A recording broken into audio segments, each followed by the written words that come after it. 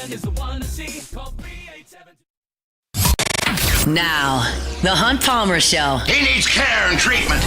You are now listening to The Hunt Palmer Show, brought to you by Daryl May Remax Partners on 104.5 ESPN Baton Rouge. Is this a great country or what? Locking down the middle of the day, live from the Raising Cane studio. This is Hunt Palmer.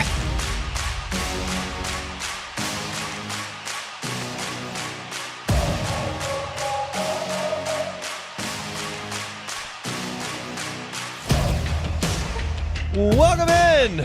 Hunt Palmer coming to you from the Raising Cane studio downtown in the capital city on this Tuesday. I guess half the work week's about in the rearview mirror at this point. Hopefully, that's not the case for you. Either way, we're helping you through it here on 104.5 ESPN Baton Rouge. Our Tuesday show is brought to you by Daryl May of Remax Partners. Got Jordan Kitchens, Cassie Spazzali back there on the ones and twos. Sharif Fashak in 15 minutes. Glenn West at the bottom of the hour. Colin Jeter at the top of hour number 2, talking Tigers. And there's a ton of news. The Saints have made a change at kicker that has a local tie. Also want to talk a little baseball later on in this show. I know I had made promises in the Bayou Ford chat that I'd have Jay Johnson on this week. He's got some more things to tie up with the end of fall ball this week before the Thanksgiving holiday. Next week, very likely we could get him on the show to just kind of recap fall ball, but I've got some thoughts on what he had to say yesterday in his press conference, so we'll talk a little bit about LSU's baseball team today, and then a lot of LSU football, as you might expect. So let's get things cranked up with our Genesis opening drive. It's time for Hunt's Opening Drive, presented by Genesis of Baton Rouge. Fans are very, very passionate. I know that. I understand that. It's part of the reason I have a job. If people didn't care about sports, this job wouldn't do so hot. And so I understand the passion. I understand the ferocity with which people defend their teams. I'll just give you like a very benign example of what I'm talking about here. Like last year, after LSU won 2 out of 3 in baseball to end the season at South Carolina, I tweeted out, essentially, I'm paraphrasing, like, I feel pretty good about LSU's top 8 seeds, but as I look at the resumes, I don't think it's locked up. You would have thought I said LSU might be lucky to get a 4 seed. I mean, the people came out of the woodworks screaming about how I was an idiot, screaming about how I didn't know what I was talking about, screaming about how I was just trying to play the other side. It was a very, very innocuous comment. But because it wasn't in line with the greatness of the team, that people just lost their minds about it. And so what reason I say that to start this is I tried very hard today with this column I wrote at LouisianaSports.net that I've been stewing over for 4 days now, to try to take the other side, to try intentionally to look for the opposite side from this bubble that we live in with Lane Kiffin and LSU, and then work from there as this decision-making process is moving forward. And when I say that, I mean, there are a lot of LSU fans where you would say, Ole Miss's coach is thinking about leaving for LSU, and there's a lot of LSU fans that would immediately go, well, duh. We won 3 national championships in the last 20 years. We played for another one.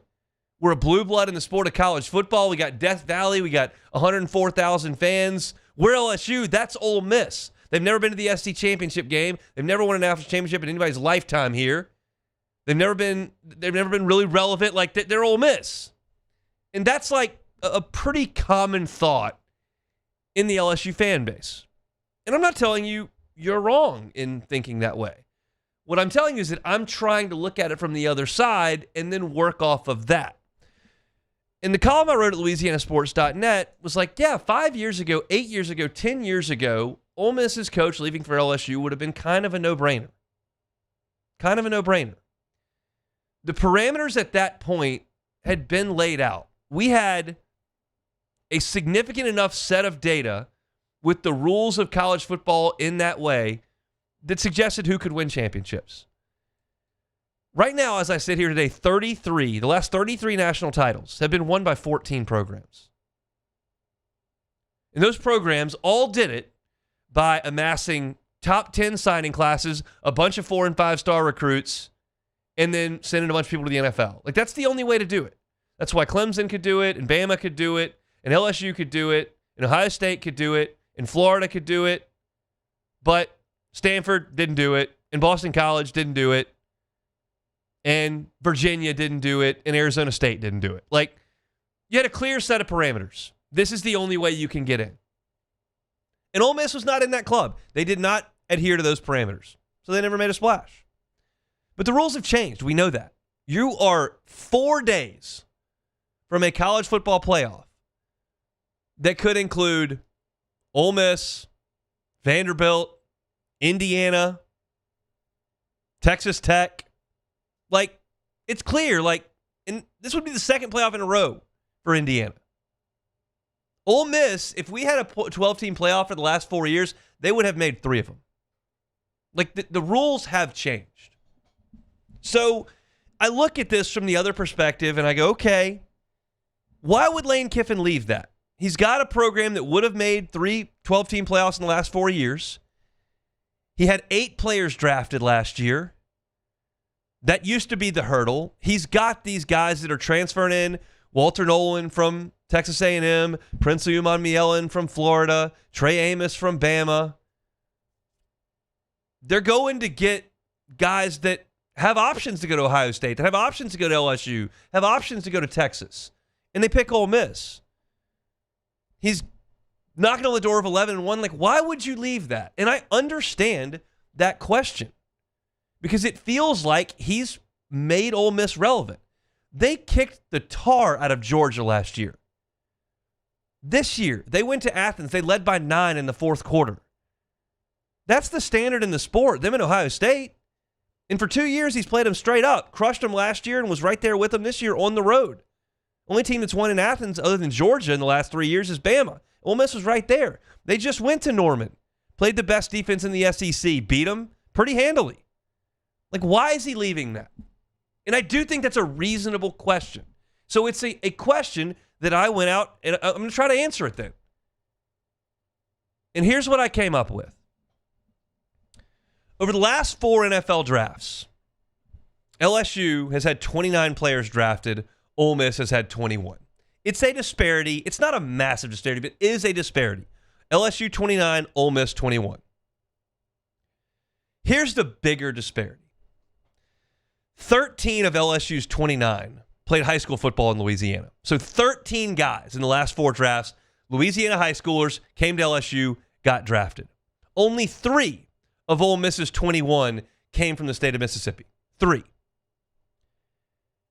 Not only can LSU trump that number 3 with Louisiana homegrowns, they obviously did that with the 13, 4 of LSU's homegrown players from the state, Will Campbell, Malik Neighbors, Brian Thomas, Derek Stingley, 4 first-round picks.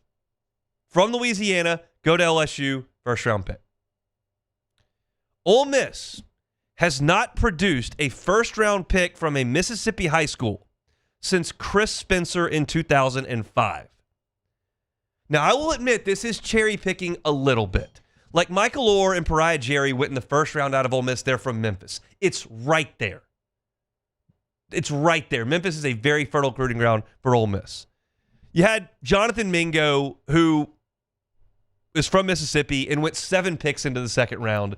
So it's not like this stuff never happens. But this is a true statement. LSU has had 4 first-round picks from Louisiana in the last 4 drafts. Ole Miss has not had one since 2005.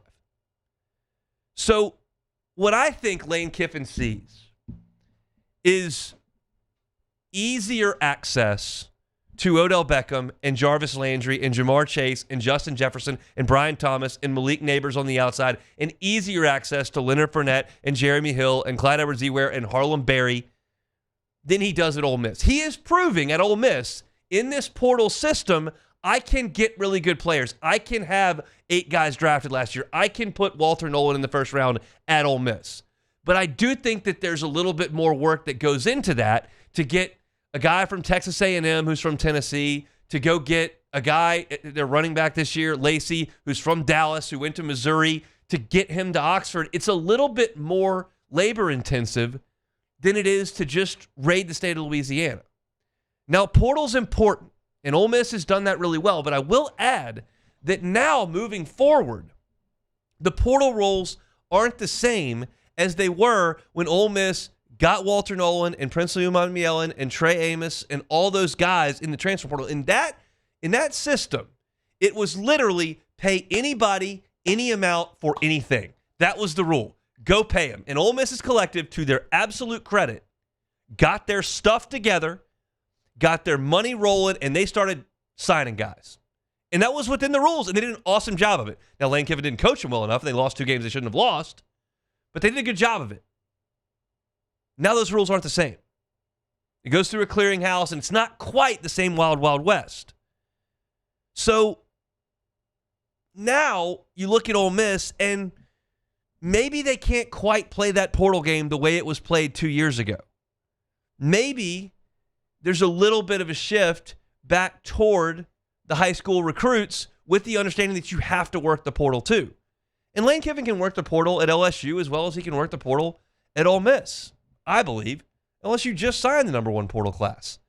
You're getting reports that they've got $25 million to spend. And LSU's brand is more significant on a national scale than Ole Miss's. That does not mean Ole Miss can't ever sign a player that LSU and Ole Miss are in on. But I believe that LSU has a bigger national cachet than Ole Miss, therefore a better likelihood to lure players to campus in the transfer portal and get them signed. You look at the state of Louisiana from a high school perspective. There is no head coach in place at LSU. You have an interim head coach. And right now, LSU has 6 of the top players in the state of Louisiana committed to LSU. That includes 2 5-stars. There's no coach here.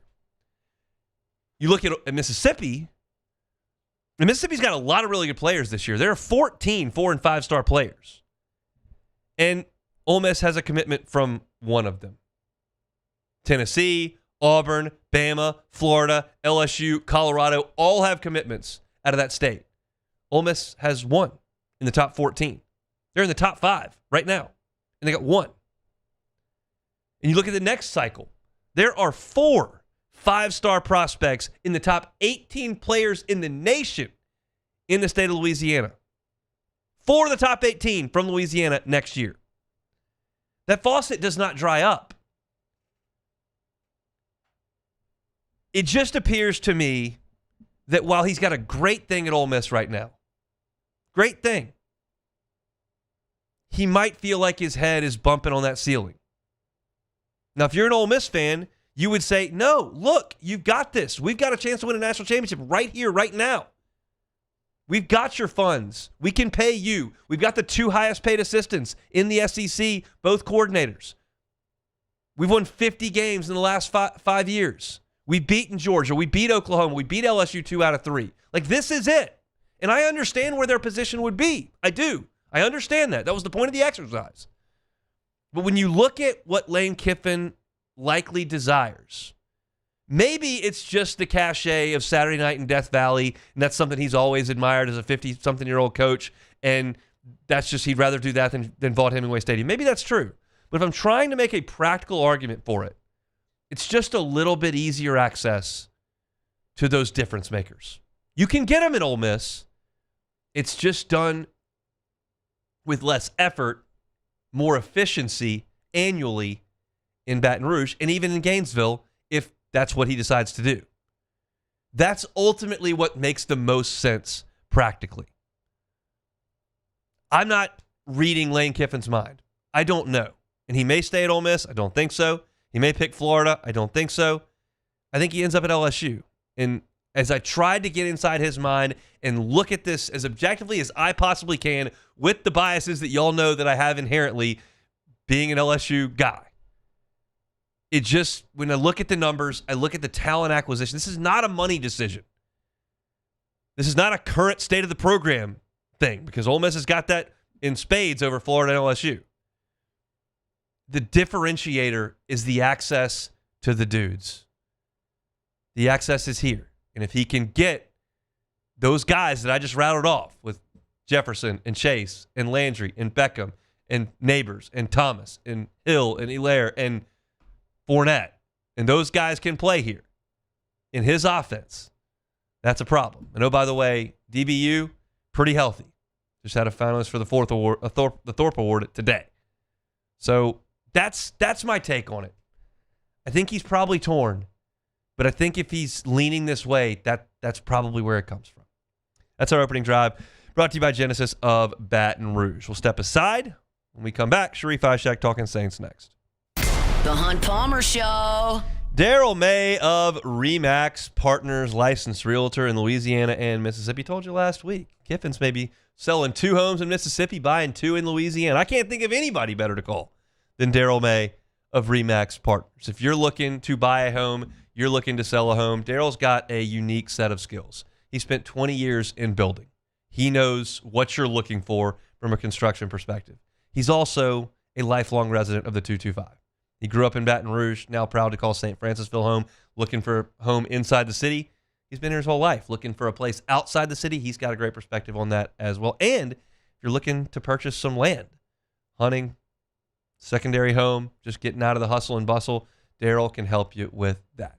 So with RE/MAX Partners, reach out online, give him a phone call. We tell you about him every single Tuesday as they bring you our Tuesday shows.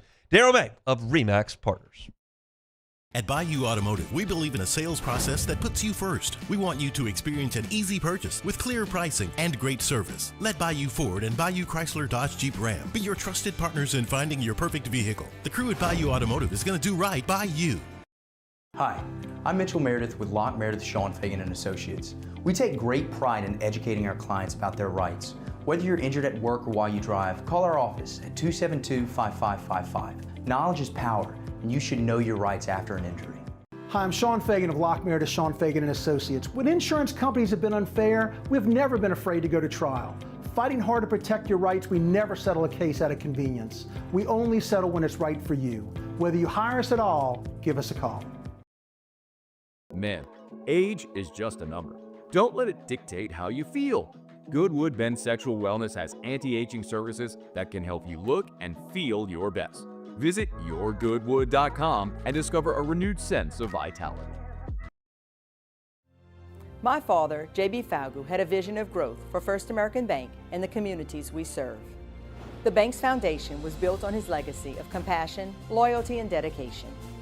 Through his years of leadership, First American has prospered to heights even J.B. could not have imagined. I know my father would be extremely proud of the customer service and financial stability that First American provides to Southeast Louisiana. We continue to thrive because of the legacy of J.B. Falgu. Raising Cane's is our victory meal. Football fans are some of the most dedicated fans in sports. It's a fundamental quality we share, and that fuels every single order of our hand-battered chicken fingers. Wherever there's football, there's Raising Cane's. One love. Let's go. At Bayou Automotive, we believe in a sales process that puts you first. We want you to experience an easy purchase with clear pricing and great service. Let Bayou Ford and Bayou Chrysler Dodge Jeep Ram be your trusted partners in finding your perfect vehicle. The crew at Bayou Automotive is going to do right by you. Join us for Friday's AFR live from Don Juan Cigar Bar, presented by Sagamore Spirit Rye. We'll have craft cocktails and, of course, a fine premium cigar. Friday's AFR, presented by Sagamore Spirit. The Windsor Senior Living Community in Mandeville, Louisiana is a beautiful, vibrant apartment community geared towards seniors. They are nestled right in the heart of Mandeville, where seniors live a more carefree lifestyle in spacious apartments with the peace of mind that comes from having a little extra help. Call the Windsor at 985-624-8040 to schedule a lunch and tour. Come see how the Windsor can be your passport to peace of mind.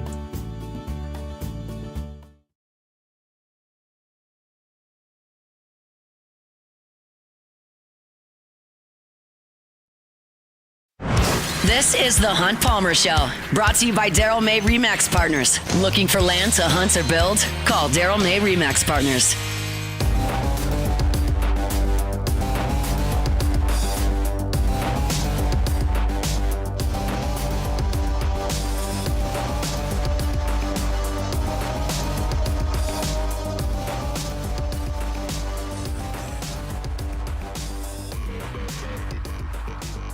Talk Tigers with Glenn West coming up in 10 minutes. Sharif Ishak joins us from the 504. WDSU covering Saints and the Pels. Sharif, how we doing? I don't know who's busier, you guys with the lane train or us with just a derailed train over here. I think we're not busy right now. We will be busy this weekend. We're not busy right now. I think that New Orleans is a little bit busier at the moment. Let's go back to Sunday first. Coming off a bye, at home, Falcons in town. What was the biggest disappointment from Sunday? I really think, Hunt, I swear, every time after a bye week and they play the Falcons, they seem to lay a nasty, nasty egg. And I don't know why that keeps happening. That's why I kind of wish they didn't have that bye week, because I feel like they had a little bit of momentum after Carolina. I was just going to say Kellen Moore was the biggest disappointment to me. The play calling, the taking Tyler Shuck out during the goal line packages and putting Taysom Hill in on 5 of the 9 snaps inside the 5 or 10 yard line. I just think that his play calling was not good that game. I understand he says he wants to win, but in my mind and anybody else's mind and in his mind, it should be, I want to see what Tyler Shuck has. And that was just a big disappointment to me. What did Tyler Shuck have on Sunday? I thought he was pretty decent considering what, how long he was out there and the chances that he had. I thought that 2-minute offense before the end of the half, I thought he moved the ball really well. I thought he was in the pocket, climbed the pocket at times, and got out of the pocket when it was time to get out of the pocket. The offensive line is a mess. He did as much as he could with the offensive line being bad, and I thought he did a decent job. In my opinion, I thought he did a decent job for what was going on in that game. So I was a little encouraged. I was encouraged by the way he played in that game, considering what happened. The defense got a pick 6. I don't know if the rest of the action was awesome. What was your take on that? Look, the defense did as much as it possibly could do without the offense. And yeah, I got no we'll help. Get to him in a second. They had Blake Grupe missing field goals, which we'll get to in a second. And I thought Kirk Cousins made 3 good throws in that game, and that was pretty much what decided the game. The touchdown pass to Bijan Robinson screen after he had a intentional grounding. And I just think there was one other pass. And I was like, okay, Kirk Cousins was very mediocre. I think the Saints defense made him look pretty bad at times. So it did its part. But the problem is offense can't score touchdowns when you get inside the 5-yard line. Makes your defense work even harder. It does. That's true. And then we go to the special teams where Grupe just didn't get it done, and now has been let go, and Cade York's been signed. What was your take on the whole kicker shuffle? How long it took him to release Grupe? The fact that they brought in Justin Tucker. What did you think about the whole thing? I thought it was a few games too long. They should have probably done it a while back. If this was Sean Payton, he would have cut him after maybe the second kick. But to be out in that Giants game when he missed 2 kicks, even though they won, he would have probably cut him after that game. He would have cut him before that game. I just think, good guy. It's a thankless job, Hunt, because you have just one job to do, and it's the guy. It's a position where it's the biggest revolving door. It's the most thankless job, and if you just don't make the kicks, that's just your one job to do is kick. And I think the loss of Darren Rizzi kind of hurt him a lot. I truly think not having Rizzi around, you saw kind of affect him a little bit in terms of kickoffs and his field goals. It was not a good year for Blake Grupe, and it's the right move. I still think they should have made that move a few games earlier. Where were you on Justin Tucker? No, absolutely not. Absolutely not.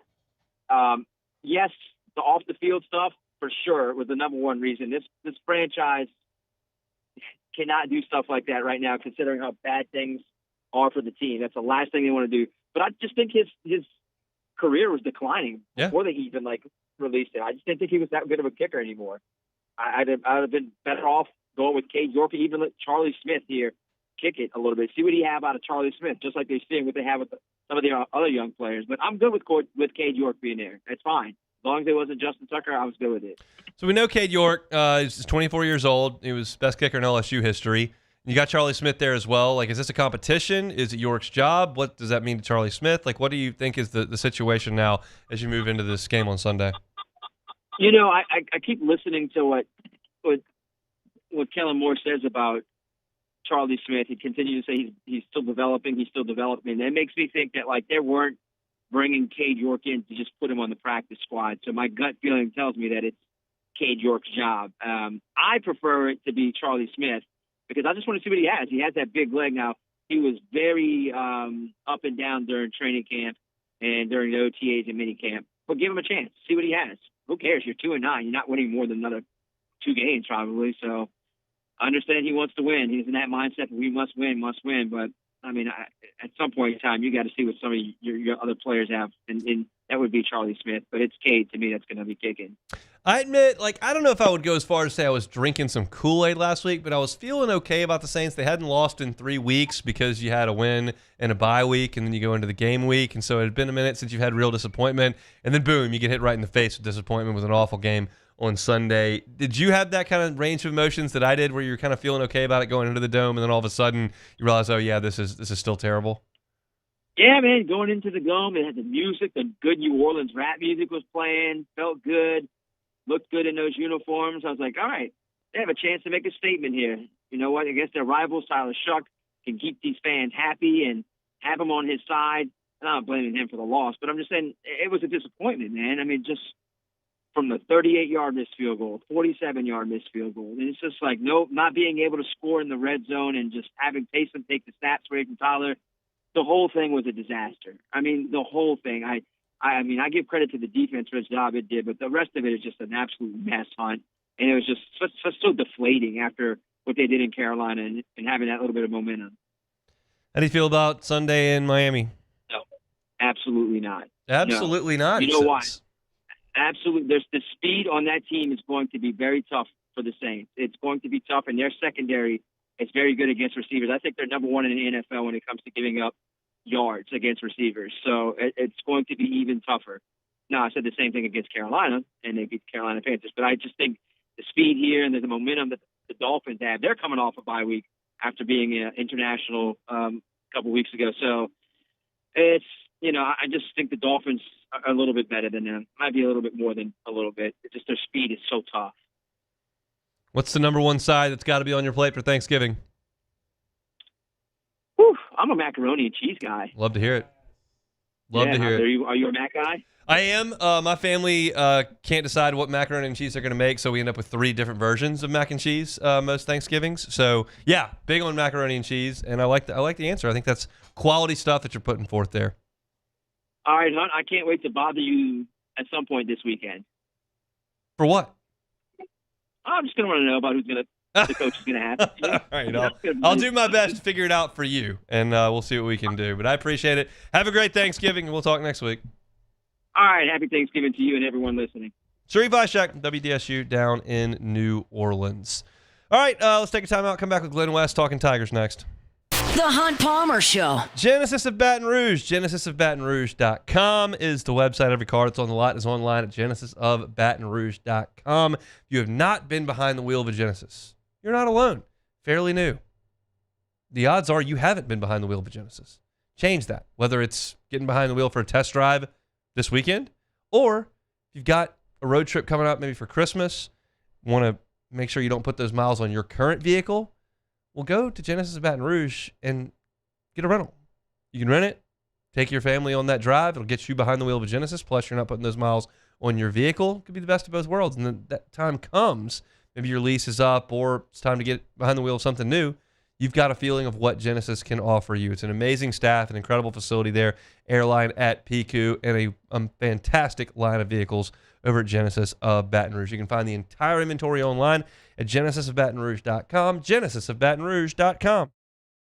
Family owned and community driven. Service Chevrolet Cadillac, a legacy you can trust since 1972.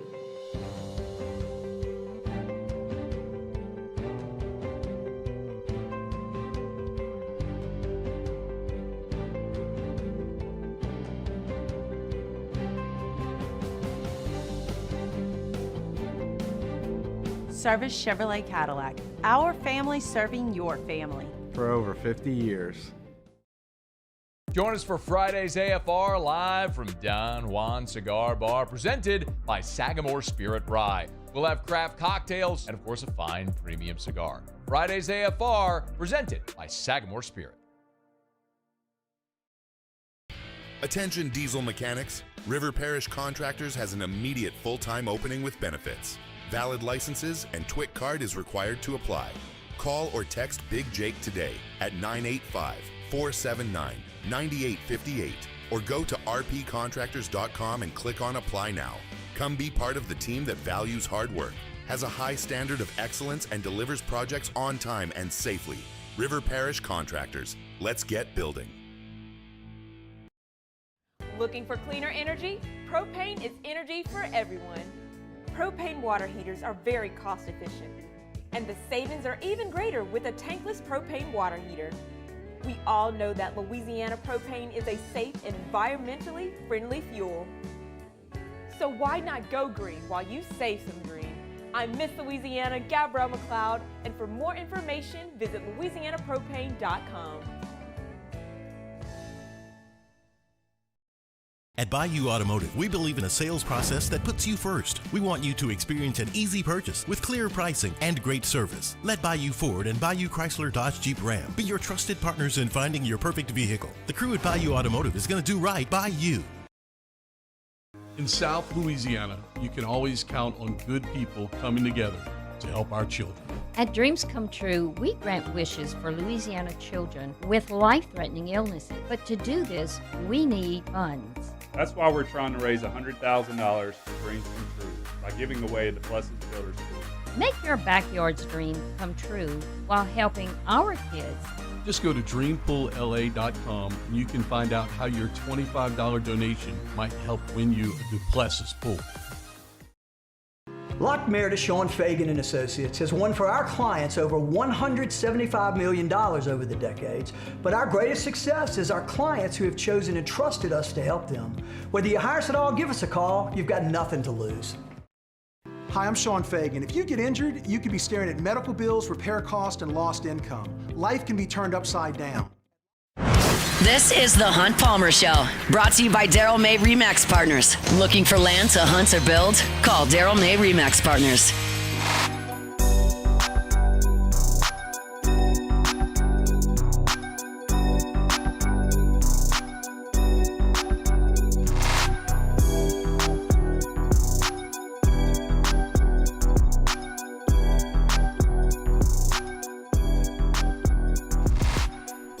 All right, transitioning out of New Orleans Saints talk back to the LSU Tigers. We're calling our guy Glenn West, senior writer over Go 24/7 to talk Tigers. Glenn, how we doing? Doing great, Hunt. Ready to watch some offense this weekend in Norman, Oklahoma. You going to like a softball practice or something? They hit a lot of home runs in their softball team. I don't know that there will be any in Norman. You going?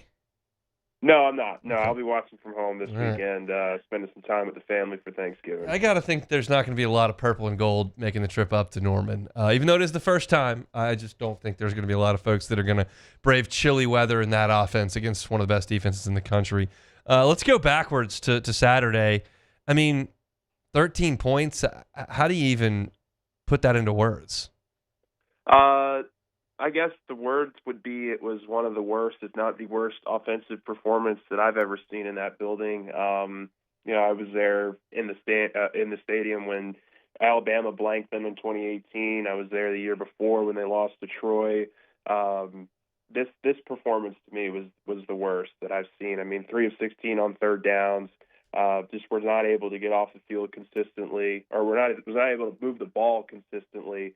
They very much consistently got off the field with the seven punts, 2 turnovers, couple turnovers on downs. I mean, it was anemic. And, I thought probably the biggest area LSU would struggle, which has been kind of their common theme, would be just finishing off scoring opportunities in the red zone. Well, they didn't even get to the red zone in this game hardly at all. So it was rough to watch. I think to me, walking out of the stadium, the biggest takeaway I had is that 2026 can't get here soon enough, and that I think this offense has to be rebuilt from the studs.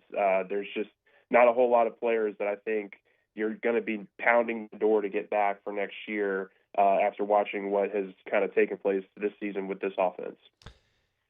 Did you have an inclination that it was possible that this would happen in August? Absolutely not. I mean, Okay. I know that. I thought, and I think a lot of the media who was out there for fall camp thought that LSU's defense had really, taken that next step and was going to be a pretty dominant defense, just based off of what they were doing to this offensive line and this offense in fall camp. But I really thought this offense would get it together at some point. I think after the Louisiana Tech game, I started to feel like, oh man, like this might take a little longer, and then it just never got better.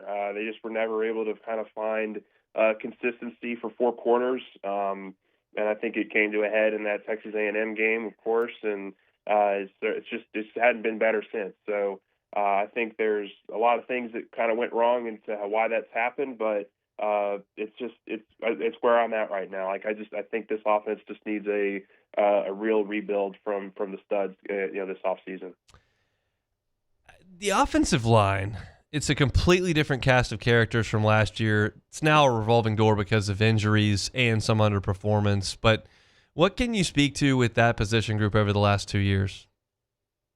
Yeah, if we're going back 2 years, I thought last year's group was able to really mesh well with the quarterback. I thought they did a really nice job of protecting Garrett Nussmeier, and it led to some really interesting moments, some moments that you thought that if Nussmeier had improved and continued to develop in the way that I think many of us hoped he would, that they could build on some stuff for this year. But I keep going back to the fact that I think we all knew that the offensive line was probably going to be a little bit of a weakness with losing the 4 guys to the draft that they did back in April. I didn't think it'd be this big of a drop-off, to be quite honest with you. And it's very clear. It was very clear, I guess, really after watching the first month and a half of the season, that the offensive line LSU had and the quarterback LSU had just were not going to mesh, and just was not going to lead to consistent productivity on the field. I think it's really it really just has come back down to that. Like, there's just been no development, I think, from that group. There've been guys in and out of the lineup injury wise.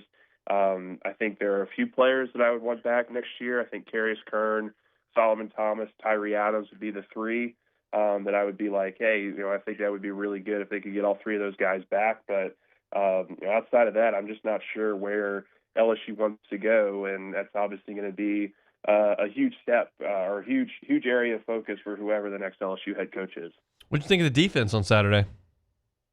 They look great. They've been the unit that has been carrying this team all season long when they've been able to win some of these games, and they give up the field goal there to start, but then they don't give up any more points the rest of the game. I think Western Kentucky was held to under 200 yards for the whole entire game. It was a pretty dominant performance from those guys. They did a great job of getting off the field and creating pressure. And I really liked the idea of playing those 3 Weeks brothers there in that second drive. That was a really fun, cool moment in this game. And unfortunately, the offense just wasn't able to match it. And that's just where this group has been all season long. It's just I read a tweet. I can't remember who it was from, but just the 4 years from Brian Kelly, which I think is just the biggest indictment of all, is that you can make an argument that LSU has had one of ch worst special teams units of all time, one of its worst defenses of all time, and now one of its worst offenses of all time, and 3 of the 4 seasons that LSU's had this year under Brian Kelly. And I think that's probably the biggest indictment on why you're seeing all this change and why LSU needs a new leader of the program to come in here and fix this stuff really quickly. Yeah, it's he just never plugged all the holes in the ship, and it was always leaking out of one spot, and that's just kind of the legacy that his era will leave. Let's move to Saturday. You got any ideas on how they score any points? No, I was going to ask you that. I think at the end of the day, what they're going to have to do here is, I think the defense is going to have to play extremely, extremely well. I think they're going to have to create a couple turnovers. Maybe give the offense some good field position, and maybe they can hit on a couple of plays that catches Oklahoma off guard. I don't see a way that this group is going to be able to start a drive at the 25-yard line and go 75 yards down the field and score touchdowns. I think they're going to need all the help they can get from the defense and the special teams to get into scoring position. Oklahoma, for as great as they are, from a pressure standpoint and from a run defense standpoint, they're not as poised and as good as in the passing game. So maybe there are some areas where LSU can get the ball out quickly to some of these receivers, and they can pick a big play here or there. But That's just it's just me a lot. It's just a lot of guessing right now with how I think this is going to go down. And if I were a betting man, I certainly would be going under that 38.5 points or whatever it is right now for the over/under. I think this is going to be a really low-scoring game. Could be really ugly. And Oklahoma does that routinely. They did it last week with Missouri. So we'll see Tigers and Sooners 2:30 on Saturday. Jay Johnson met with y'all yesterday. Anything that piqued your interest there? Yeah, I mean, I asked him about the infield, and I thought he gave a pretty good answer there. I mean, I think building off of the defense from last year, and when you're losing guys like Braswell, like Jared Jones, like Daniel Dickinson, I think they were a little bit curious as to how LSU's defense would hold up early in the fall here, and he's been very impressed with how they've done. One of the little anecdotes he told us yesterday was that they put a diamond in the middle of the championship ring because of how well LSU's defense played, and statistically it being one of the best defensive infields that LSU's ever had. So that's a lot to live up to with this group, but I think they really like what Zach York's done. They like Trent Caraway over at third base. I think they like Tanner Reeves, Seth Dardar, Braden Simpson, that kind of mix over at second base. And I think that's probably the most intriguing group going into the spring, of just which ones separate themselves and who kind of earns those positions at first, second, and third. But they've got a very stable outfield. The catcher unit, I think, it's pretty much Kate Beatty's job to lose. I think at this point, Jay called him the MVP of the fall essentially, and had a really nice camp. But I'm super intrigued by this infield and how it all shakes out come spring. You buying Matt McMahon's team scoring a lot of points this year? They're certainly doing it right now. They're doing a great job. I just think a point guard changes everything for you, and LSU has, I think, one of the more underrated ones in the conference going into this year. I mean, De'Don Thomas was not on any preseason All-SEC teams or All-American teams or anything like that, all-conference teams. I think he's going to have a really special season. I think he's done a really nice job of orchestrating this offense, and you got a guy like Michael Nwoko who seems to take in a huge step. I mean, he's got some great touch around the rim with either his right or his left. And then, guys like Markel Sutton are hitting shots from the outside. Max McKinnon's hitting shots from the outside. I think they have a lot of depth on this team. And I think they've used these first couple weeks well of just kind of mixing and matching different players and seeing what they can really lean into come conference play. But the schedule is going to heat up here in about a week. I think they got a couple week stretch here where you're really going to learn in the non-conference just how good I think this team can be. Yeah, Friday, big one for them in that tournament over in Niceville. So we'll see how they handle things against Drake. Last one, we'll talk next Tuesday. LSU going to have a football coach by then? I'm going to say yes. Okay. I think the way that this is trending, I think that they will have an answer that they like from Lane Kiffin by Tuesday of next week. I'm not ruling out Florida. I'm not ruling out Ole Miss and having a change of heart, just because I do think that when you just talk to people on all sides, there's no 100% certainty with any of this, and so I want to leave myself a little bit of an out there. But I do think LSU feels really confident, and I think that they get this done. We shall see. Enjoy your Thanksgiving. We'll talk next week. Thanks, Glenn. All right. Thank you, Hunt. Appreciate it. Glenn West, senior writer, Go 24/7 for your team coverage, recruiting coverage as well. He's with us every Tuesday here on the Hunt Palmer Show. We'll come back, close things out for the hour next. The Hunt Palmer Show.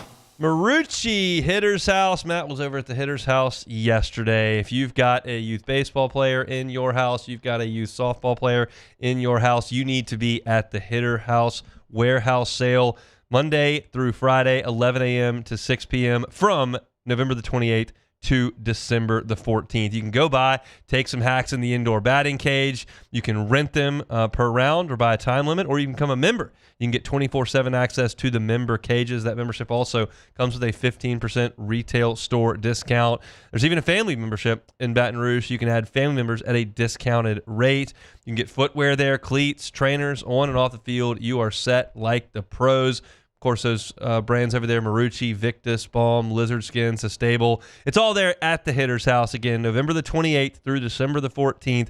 You can get by from 11 a.m. to 6 p.m. Shop and save, swinging into the holidays with Hitter's House from Marucci. These are the lucky luckiest ice cubes in the world. They could have been a thankless bed for an all-you-can-eat salad bar. But instead, they've been called upon to cradle and cool a crisp, refreshing Dos Equis. Looks like the lucky just got luckier. Dos Equis. At Auctioner, we know healing is a team sport. That's why we've partnered with world-renowned orthopedic surgeon Dr. James Andrews to create the Auctioner Andrews Orthopedics and Sports Medicine Institute. Whether you're a professional athlete or a weekend warrior, our team of specialists are dedicated to getting you back in the game. So whatever your reasons are for reaching your personal best, we've only got one: you. Auctioner Andrews Institute. Long live you.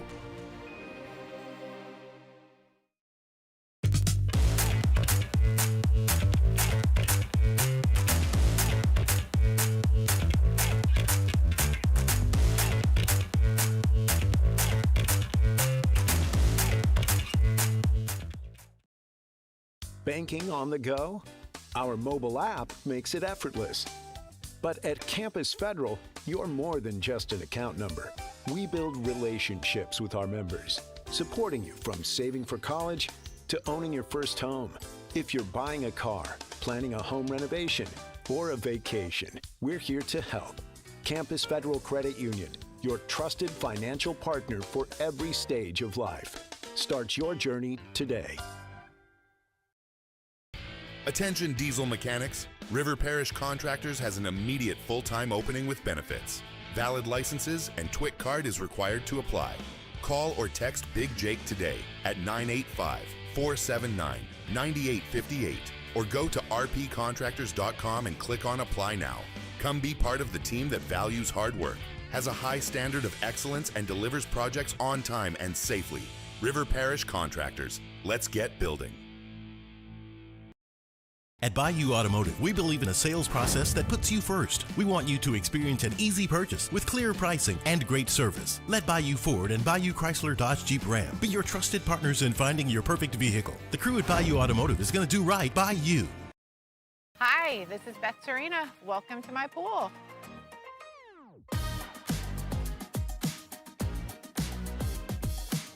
The first time I saw this beautiful pool, it exceeded every expectation that I had. They were able to get everything we wanted in this pool. It is a beautiful pool. We live out here, we eat out here, we watch TV out here. This is like our living room outside. We love this pool and everything about it. This is the Hunt Palmer Show, brought to you by Daryl May Remax Partners. Looking for land to hunt or build? Call Daryl May Remax Partners.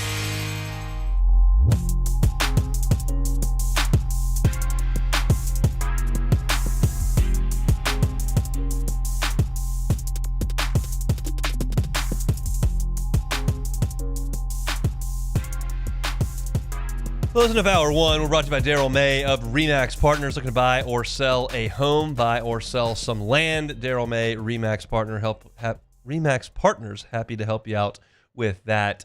The Saints have released their second team captain in the last week and a half. Of course, Brandon Cooks last week. And now Blake Grupe was cut by the Saints earlier today. This is a move that had to happen. It does not mean that Blake Grupe can never be a successful kicker in the NFL. But it does mean the Saints have to move on. You cannot miss 8 kicks in the National Football League before Thanksgiving and keep your job. It is a fireable offense. And we talked about this yesterday. I had no interest whatsoever in Justin Tucker. You can talk about the off-the-field stuff all you want. I think it is a real part of the discussion and should be considered. What else should be considered is that he's 36 years old, coming off the worst year of his career. He brings baggage with him, and you're not even close to winning. So this is not like you're trying to put a Band-Aid on a sore spot here to close out a playoff run. You're trying to restart this thing from the ground up, and that includes kicker, which is why Grupe was a great fit for this team in theory because he's a very young kicker. Signing a 36-year-old kicker who's past his prime made no sense. Keeping a kicker that had missed 8 field goals before Thanksgiving made no sense. So you move on. Who do they get? They get Cade York. Now, we know Cade York here in Baton Rouge because he is, for my money, the best kicker in the history of LSU football. He was a member of the 2019 team. He knocked through the miracle kick in 2020 against Florida. He was awesome at LSU. And he's been bad in the NFL. Like, I can say that. He was taken by the Cleveland Browns in his first year in Cleveland. He missed 3 times from over 50, missed 2 more times from 40 to 49, and missed 3 times from inside 40 yards as a rookie in Cleveland. And so Cleveland looked up after the 2022 season and went, you know what? We're good. Took a draft pick, didn't work out, move on. And he spent the 2023 season on the Titans practice squad. Did not appear in a game in 2023. Now in 2024, he was with Washington. Then he went to Cincinnati when there was an injury there with McPherson. He played in 6 games in 2024. He made all of his kicks from under 30. He did miss another one from under 40 yards. He missed 2 more, 2 out of 4 from 40 to 49, and was 50% from over 50. For his career, he is a 73% kicker, which is not very good. And he's got 4 misses in 15 tries from 30 to 39 yards. He has not been good. But he's 24 years old, and he's got a lot of talent. And in the same way that I told you that Blake Grupe may figure it out somewhere else, just wasn't going to be in New Orleans. Maybe Cade York finds it in New Orleans. Kicking is a lot like golf. It can come and go. You can find a groove, find a rhythm, develop confidence, and then it can move forward. But the Saints are in a spot right now, and this is such a tiny, tiny, tiny thing in this big mess that is the New Orleans Saints. But it is a tiny thing. It does. You'd like to have a good kicker. And I would much rather take a shot on a 24-year-old with middle round talent who is the best kicker in the history of his college than go try to get one off the scrap heap at 37 years old. Now, if you're telling me that the Saints are 10-2 right now and you've got a chance to go get a 37-year-old kicker who's been really good and understands the pressures of a big-time moment in December, January, I'll hear that. The Saints aren't there. Your goal is not to make sure you go to Miami and go 3 for 3 on field goals. Like, that's not the goal here of signing a kicker. Kellen Moore can say they're trying to win every week, and that's all well and good. I hope they are trying to win every week. But the decision-making at the top of the organization needs to involve the future because the 2025 season stinks and it's done. This signing contemplates the future because there's a chance that Cade York finds it in a low-pressure situation, and then you can bring him back next year, and he can be your guy. And oh, by the way, Charlie Smith's still there, and he's still under the roof. And if Cade York comes out there and he stinks it up and he misses 4 kicks in the next 5 weeks, and you've still got 3 or 4 games to play, and you want Charlie Smith to kick those, great. You're right now not kicking field goals to win games. You're kicking field goals to find a field goal kicker. It's like the same reason I'm not freaking out about Tyler Shuck's win-loss record. I'm talking about how well he plays. I'm not going to feel all warm and fuzzy if the Saints beat the Dolphins 7-6 on Sunday and Tyler Shuck throws 3 picks and go, oh, well, they won. That's great. No, you need the quarterback to play well. You need the kicker to kick well. And if he makes 3 kicks and you still lose, well, that's a positive check in the kicker category. Maybe we're figuring that out. You got to figure out a lot of stuff over there on airline. Justin Tucker, not worth a shot. Blake Grupe, you got to try something else. And they did. So you'll move forward with Cade York. I'm pulling for the guy, obviously. He's playing for the Saints. He's an LSU guy. I hope it goes great. It hasn't been great in his first 3 years in the league. Maybe this is a chain of scenery that he needs, but it was a good decision from the Saints to cut Grupe. It was a good decision from the Saints to pass on Justin Tucker. And I think it's a good decision to bring in Cade York. Now let's see what he can do. And I think that you've got to give Charlie Smith an opportunity if York falters over the course of multiple weeks. Not on the first miss, but over the course of multiple weeks. If you see more of the same from Cade York, where he's the guy that's literally had trouble on sub 50-yard kicks in his NFL career, You still got Charlie Smith there to check in. So this is not a big deal for New Orleans. It's not a franchise-altering decision, but it's something that they've got to work toward solving this issue. Grupe was an issue. They're working to solve it. That's all you can hope for. Tuesday show is brought to you by Daryl May of RE/MAX Partners. If you missed any of the first hour, a couple Saints segments, you can find those at Hunt on Saints. A couple of LSU segments, you can find those at Hunt on LSU. Wherever you find your podcast, as well as on YouTube, you can looking for team-specific stuff, you can find it there, of course.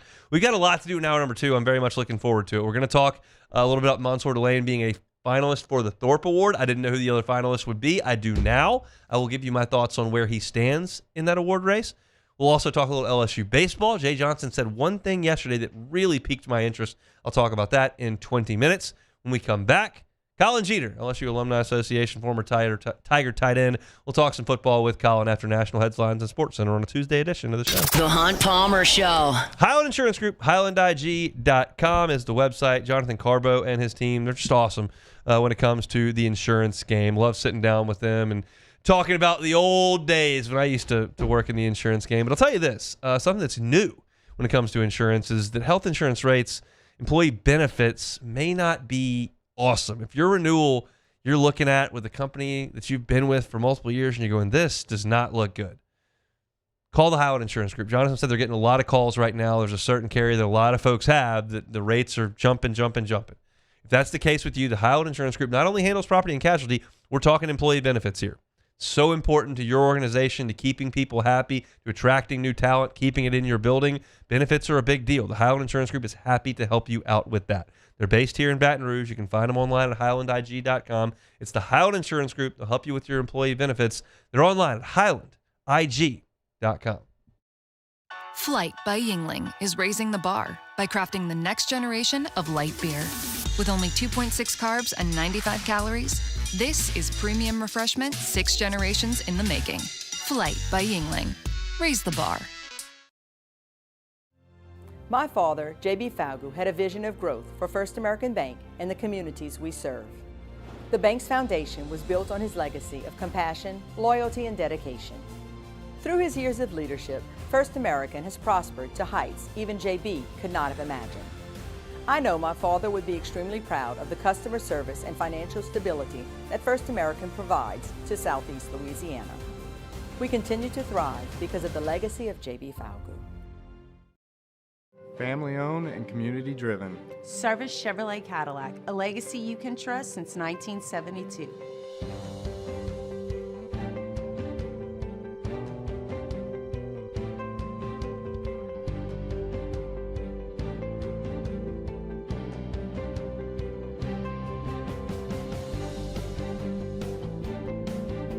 Service Chevrolet Cadillac, our family serving your family. For over 50 years. In South Louisiana, you can always count on good people coming together to help our children. At Dreams Come True, we grant wishes for Louisiana children with life-threatening illnesses. But to do this, we need funds. That's why we're trying to raise $100,000 for Dreams Come True by giving away the Blessed Builders School. Make your backyard's dream come true while helping our kids. Just go to dreampoolla.com and you can find out how your $25 donation might help win you a Duplessis pool.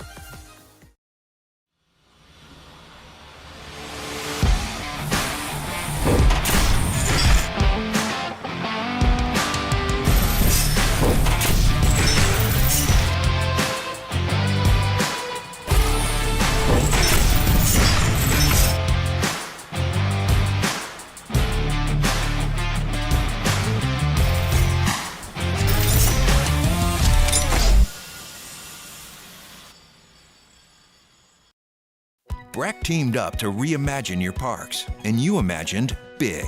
With your help, we went to work, creating 12 beautiful community parks across the parish. A family-sized water park, miles and miles of trails, and parks just for your dogs.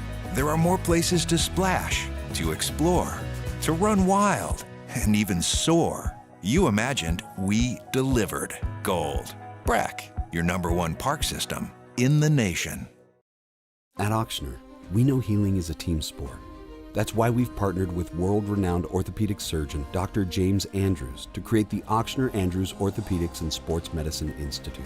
Whether you're a professional athlete or a weekend warrior, our team of specialists are dedicated to getting you back in the game. So whatever your reasons are for reaching your personal best. This is SportsCenter. I'm Christine Lisi. Chiefs running back Isaiah Pacheco ready to return. Pacheco out the last month with a right knee injury will be available Thursday against the Cowboys, according to coach Andy Reid. This will be the first Thanksgiving Day game for Kansas City since 2006. Quarterback Patrick Mahomes. I think we're excited to get to go out there and play on Thanksgiving against a really good football team and the whole world watching. They're kind of in the same situation as us. It's kind of all on the line. You got to go out there every single week and play your best football, and they've responded these last few weeks and played really good football, so it'll be a great challenge for us. 6-5 Chiefs, currently 10th in the AFC, 5-1 Cowboys, 10th in the NFC. Steelers coach Mike Tomlin told reporters he's got great optimism regarding quarterback Aaron Rodgers returning Sunday from a fractured left wrist versus the Bills. Injured Pittsburgh starters, left tackle Broderick Jones and defensive tackle Derek Harmon are both out. Baseball. The Red Sox acquired veteran righty Sonny Gray from the Cardinals for a pitching prospect and right-hander Richard Fitz. Boston also getting $20 million to cover Gray's salary. He is guaranteed $41 million for the 2026 season. Hey, it's your resident Super Bowl champ, Chris Candy. Coming up Wednesday, there might not be any super teams, but I'm ready to tell you which ones I'm ready to pencil into the NFL Final Four. It's Unsportsmanlike, 6 a.m. Eastern, right here on ESPN Radio, ESPN2, and ESPNU. Now, The Hunt Palmer Show. He needs care and treatment. You are now listening to The Hunt Palmer Show, brought to you by Daryl May Remax Partners on 104.5 ESPN Baton Rouge. Is this a great country or what? Locking down the middle of the day, live from the Raising Cane studio. This is Hunt Palmer.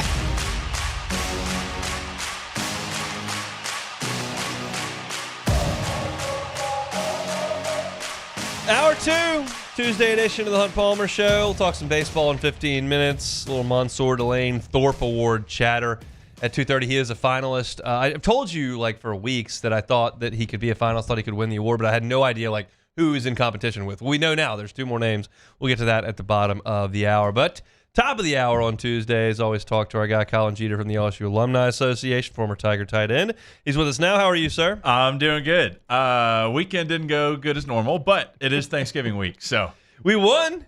We did win. Tigers won. That's true. They didn't score a lot of points. Why? Oh, a lot of reasons. Not being on the same page. I feel like, tried to press the run the ball a lot, but I just feel like this team, that's been a tough thing to do all year, and I think it kept rolling. Defensively, West Kentucky kept making plays to extend drives and kind of ate up some clock. We did what it took to win. Obviously, at the end of the game there was a little bit of a scare with that fumble recovery for a touchdown, but certainly not the clean or the game you expected to see on Saturday. It was not. I want your thoughts on the offensive line. They are now in a spot where their left tackle's been hurt for a month. Their center went out 3 plays into the game.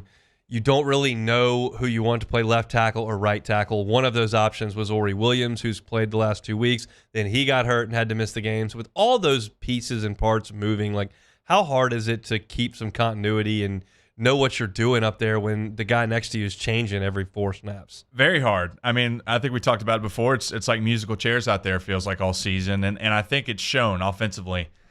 We talked about it before. If you don't have an offensive line or a steady offensive line, you really don't have much offensively because you can't run the ball, you can't protect the quarterback, you become one-dimensional, which we faced all year.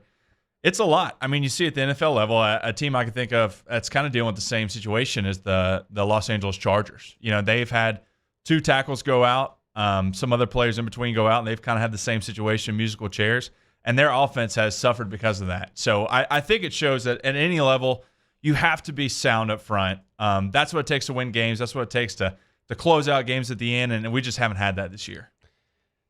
This is a question I try to ask you every week, and I don't even know if it does any good, but it's where do you think their head is right now?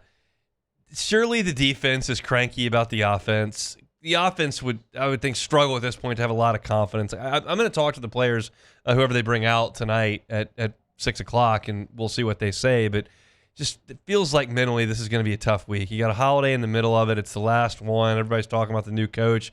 You barely beat Western Kentucky last week. Like, what do you think? It's been a long season, Hunt. I mean, if you think back to where we were when we played Clemson, won over there, the excitement, the high-ranking team, and kind of we've slowly fallen down the ladder. I think this team at this point, you face a lot of disappointment. Obviously, last week it's a win, but a real dirty win. I think you're looking to go into this week and be a spoiler. Oklahoma's got a shot. You're playing there. I think you can ruin senior day. I think you can ruin their playoff chances. You can kind of rally behind that. It's your last game with this team. That's where you got to be. Let's finish strong. Finish for your interim coach, Coach Frank. That should be the focus. Obviously, there's a lot of disappointment going on. You're not where you want to be by any means. But you still got each other. You got the guys in the building. Let's rally and pull one off. How do you think the locker room was post-game after beating Western Kentucky 13-10? Like, what do you think that's like?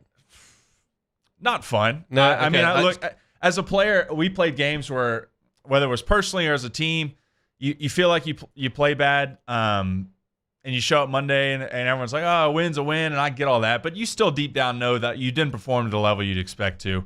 So I'd imagine it was somewhat, look, a win's a win. We'll give out the game ball. We're happy we put in a week's work. But, again, you can perform so much better. I think, at least when I was playing, it motivated me more on Monday to show up and, hey, let's get to work. Let's clean those things up so I can perform at the level I expect to. But, yeah, Saturday is not a hoorah in the locker room by any means. The defense was really good. They got 5 sacks. They got a couple interceptions. They allowed a field goal to start the game and then no points after that. Like, did they feel good about it? I mean, yeah, sure, but still, I mean, the defense, offense, you could split it up by which team you're on. But at the end of the day, the team as a whole, the LSU Tigers, I mean, the defensive guys are still going out there and they're talking to fans after the game like, hey, what's the deal? Why aren't we playing like this? Yeah. It's a total team effort, and I get you can take sides based on phases of the game. But again, the team wins and loses as a whole team, and you're never too excited to get a win like that. So when you were playing, Arkansas was the last game, and that got replaced by Texas A&M. Did you play Texas A&M at the end or Arkansas at the end? We did. Texas A&M. Texas A&M at the end. Well, sounds like the Arkansas game is coming back next year at the end. Mm-hmm. You've obviously got Texas and Texas A&M they're going to play, and LSU and Oklahoma have kind of been pushed into that. But now there are reports out of Fayetteville that LSU is going to play Arkansas at the end of the season. Like, do you have a preference on that? Arkansas, Oklahoma, A&M, like. I would prefer Arkansas over Oklahoma just because you have the trophy and everything, and it feels more natural. The Oklahoma just feels like they lined up all these rivalries and they're like, Oklahoma, you go play LSU. I don't really feel like that's a big. We've had some big matchups through bowl games and everything, but it's not a natural rival by any means. Texas A&M personally was fun for me because I was from Texas, right, and all my family went, and it kind of became a fun end of the year. We did go 3-0 against the Aggies when I was there. I love that. Would like to throw that out there for my friends and family. But I'd like you to throw that out there for me. I like that information. Yeah, it's good, especially at the way this year's gone. It's nice knowing that. But yeah, A&M kind of even felt forced when I was there, just because the SEC, A&M and Mizzou coming in, they kind of found ways to make them fit. And I get that we're bordering states, and there was a rivalry play there. But now you got Texas in it, so Texas and A&M makes sense.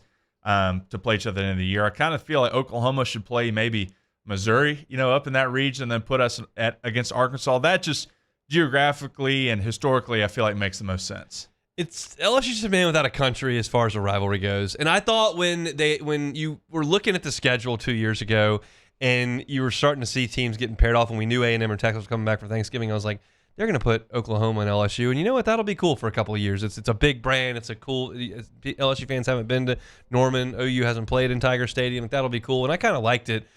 I will be candid. Like, I like the fact that it could be Arkansas because Arkansas usually kind of stinks. And if there's a lot on the line – I'm good with playing Arkansas with a lot on the line. Yeah.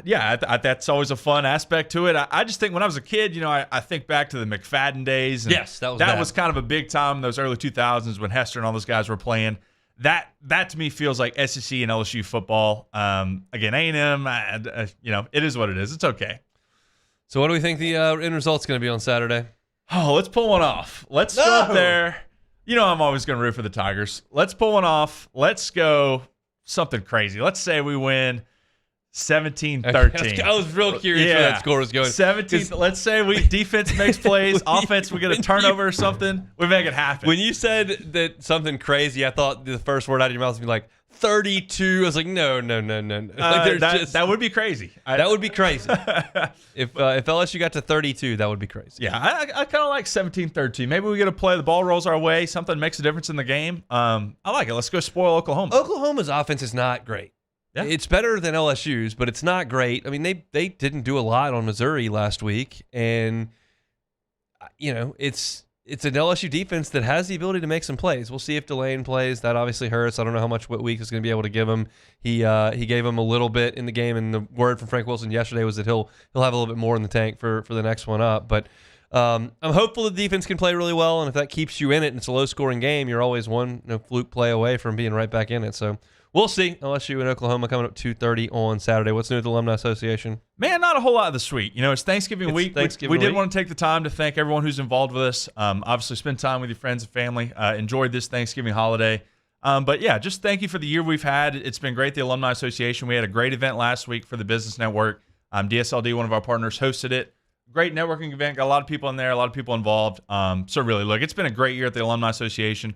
Got a lot of great events going on. So I just want to take the time to come on and truly say thank you for everyone who's involved with us. We appreciate y'all for letting us be a small part of it. Football Fridays were a huge hit again this year, and obviously a lot of really successful things that have gone on in the last month with y'all's big week and then fundraiser last week. And it's been fun chatting with you every single Tuesday. So appreciate that. Where can they find y'all at the Alumni Association online? Yeah. Check us out online. LSUalumni.org. You can get on there, see kind of our calendar, see what all the events we have going on. Or you can call me. Call me, Lauren, anybody at the office. Just get in touch with us, and we'd be happy to get you lined up, kind of see what sort of benefits we can bring to you or your business. LSU Alumni Association. Colin's been with us all football season long. Hopefully the Tigers go out there and get a dub coming up on Saturday. We'll come back, talk some LSU baseball. Jay Johnson had one quote yesterday, really stood out to me. I'll tell you what it was and why it stood out. That's next. The Hunt Palmer Show. Swing Easy Golf Club, swingeasygcbr.com. The soreness from Sunday's marathon has now reached my left ankle from transitioning all my weight onto that ankle 610 times to be exact. Still very sore in the shoulders and arms. You don't have to hit 610 golf shots when you go to Swing Easy Golf Club, but you can if you want to. We were there at the 7th green at Pebble Beach. You can play any number of courses. We were scrolling through. You can play TPC Sawgrass. You can play TPC Louisiana. You can play Cypress Point. You can play the St. Andrews the Old Course. The simulator is a lot of fun, and it's a great way to play 18 holes of golf without having to go out there for 5.5 hours. You can do it very, very quickly over there at Swing Easy Golf Club. Get a tee time, book that private bay, put some football on TV like we did on Sunday, hang out on the weekend. It's an awesome place to go. If you got family looking to entertain this weekend, go over to Swing Easy Golf on Segan at Perkins. Online, swingeasygcbr.com, swingeasygcbr.com. Hi, this is Beth Serena. Welcome to my pool.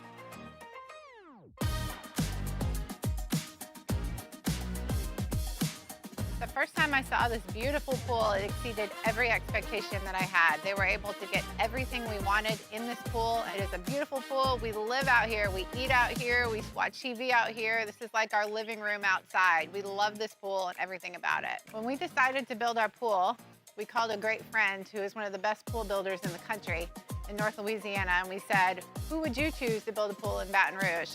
And without a hesitation, he told us Russell Pools. He said their history, tradition of great builds, great pools was unmatched. So of course, who did we call? Russell Pools. The advice I would give to anyone looking to build a pool is first call Russell Pools. They'll do an incredible job. It'll be incredibly organized. It'll be time efficient. And you will have your pool in no time.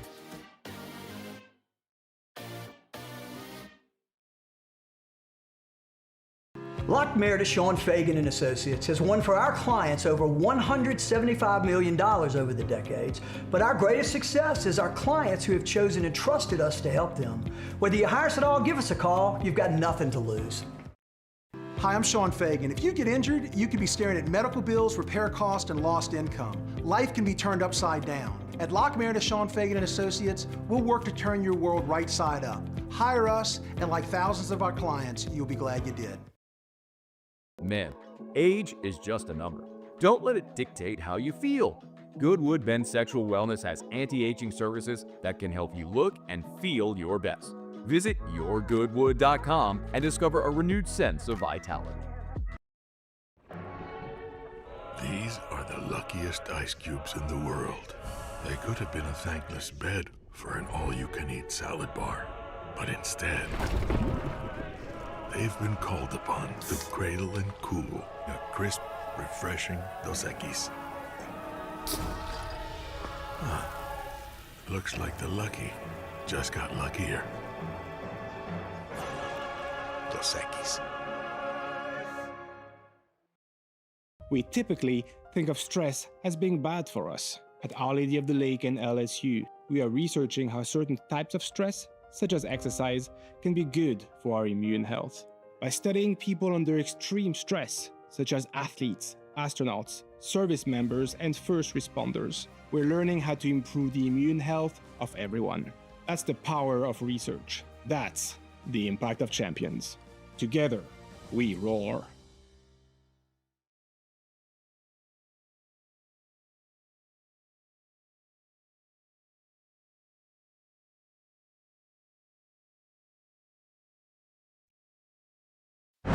This is the Hunt Palmer Show, brought to you by Daryl May Remax Partners. Looking for land to hunt or build? Call Daryl May Remax Partners.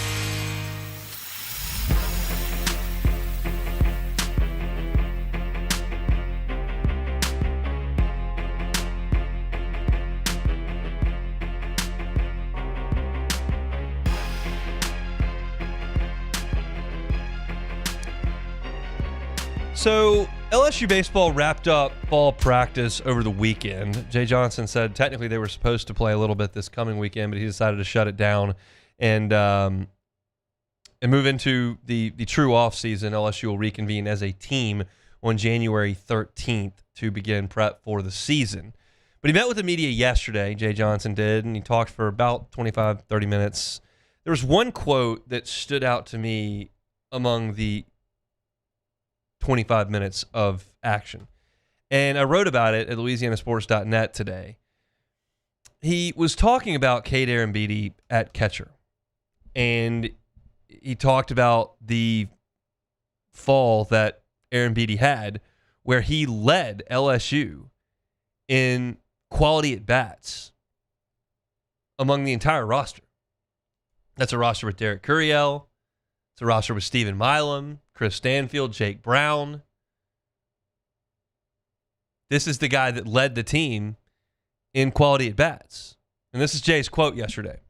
I thought Cade was probably the best player on the team for the fall. No question about that. He was the quality at bat champion, almost 650, which against our pitching staff is a pretty good number. He caught, managed the pitching staff, did a great job. LSU in Jay Johnson's first year ran out of catchers. Alex Milazzo got hurt. Hayden Travinski was hurt. And you had Tyler McManus out there trying to gut through it. And he was hurt too. And Jay Johnson said that's never going to happen again. So the next year they brought in Brady Neal. They brought in Jared Jones. They brought in Ethan Fry. You had Milazzo back. You had Travinski back. You had a ridiculous amount of depth at catcher. The following year that Neal was back and figured he would be the guy. In this past year, Neal moved on, and you thought, well, we got to go kind of restock the shelves. We brought in Arambidi, and you brought in Eddie Yaman, and you brought in, of course, Luis Hernandez, let them compete. And I watched in the fall, and like Luis Hernandez, the whole catching group was poor on defense last fall. But Hernandez actually became a really, really dependable offensive and defensive catcher for LSU last year. He made 49 starts. Hit 270 with 9 homers, hit 2 homers in the regional final against Little Rock. He was great. And because Hernandez took that bull by the horns and won that job, Cade Arambidi wasn't forced into a spot he didn't really need to be in. He was able to start just 19 games. He had 75 plate appearances. And he just got to ease his way in. And he made some mistakes. He struck out way too much. You're talking about a massive strikeout rate of 25 in only, I had the numbers here. He had 25 strikeouts in about 63 official at-bats. So, like, that's something that, there it is, 62 at-bats, 25 strikeouts. That's way too high. But he was able to just ease in, and he went to Cape Cod, and he came back, and he was as good as any hitter in their lineup in the fall. And I think that's a huge development because Cade Arambidi was a Texas Player of the Year in high school. He's 6'3". He's 210 pounds. He's got a big arm. He's got a powerful bat. He can run. Last year when I got eyes on him, so that's as toolsy a catcher as LSU has had in a very long time. Like just in terms of strength, athleticism, twitchiness, flexibility, movement. He's as athletic and as gifted as anybody they've had. Like Papierski had some good tools. He didn't run very well. He's a switch hitter, pretty good arm, good defender. But Arambidi's got all that. And because he got to ease in last year and now he's got a full year under his belt, like you could really see a big breakout. I kind of know what Derek Curiel is. I kind of know what Stephen Milam is. I know what Chris Stanfield is. I know what Jake Brown is likely to be.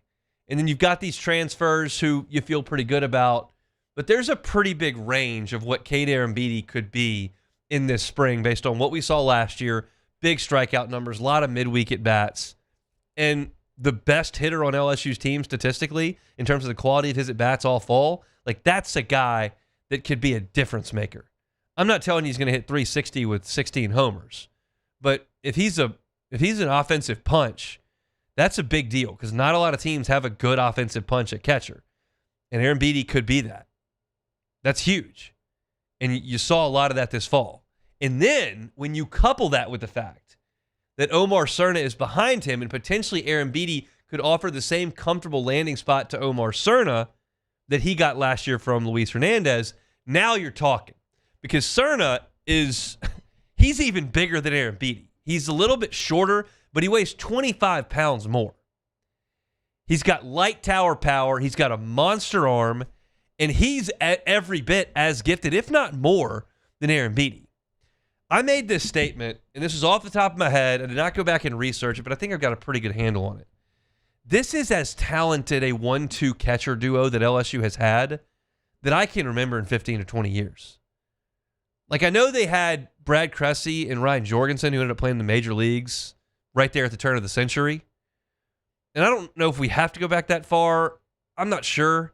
I can't definitely go back through the Matt Liuzza days and the Robert Laura days and the Ty Ross days with Maneri, Micah Gibbs. Like, I'm not 100% sure, but it feels that way. You're talking about two guys who were big-time draft risks, Texas State Player of the Years, physical, can run, big power in their bats. Like, these are really gifted dudes at catcher. And I'm not telling you they're going to be the most productive catchers in LSU history. I'm not telling you they're going to be the most consistent. I'm just speaking about raw tools. How well do you run? How big are you? How hard do you throw? How far can you hit it? Just the raw tools of a baseball player. Arambidi and Cerna are off the charts from a college baseball catching perspective. And I'm excited to see what those guys can do. Maybe Cerna gets some time in the midweek. Maybe Cerna gets some time at first base, or certainly DH would make a lot of sense if he's ready to hit at this level. But the good news is that it feels like Cade Arambidi has taken the bull by the horns as the catcher on this team. Right now, there's a long way to go. Things happen between now and Valentine's Day. But right now, it feels that way, and that's a very, very good thing. And then, to the original point where LSU ran out of depth at catcher 4 years ago, you've got Eddie Yaman, who is your third-team catcher right now. And Eddie Yaman at Dayton 2 years ago hit .342 with 13 homers. He redshirted last year. There's a reason for that. But he's a fourth-year college baseball player. He's a good athlete. He's a high school quarterback. And he right now doesn't profile as a starter on this team. But it's not some kid you're plucking off the street here.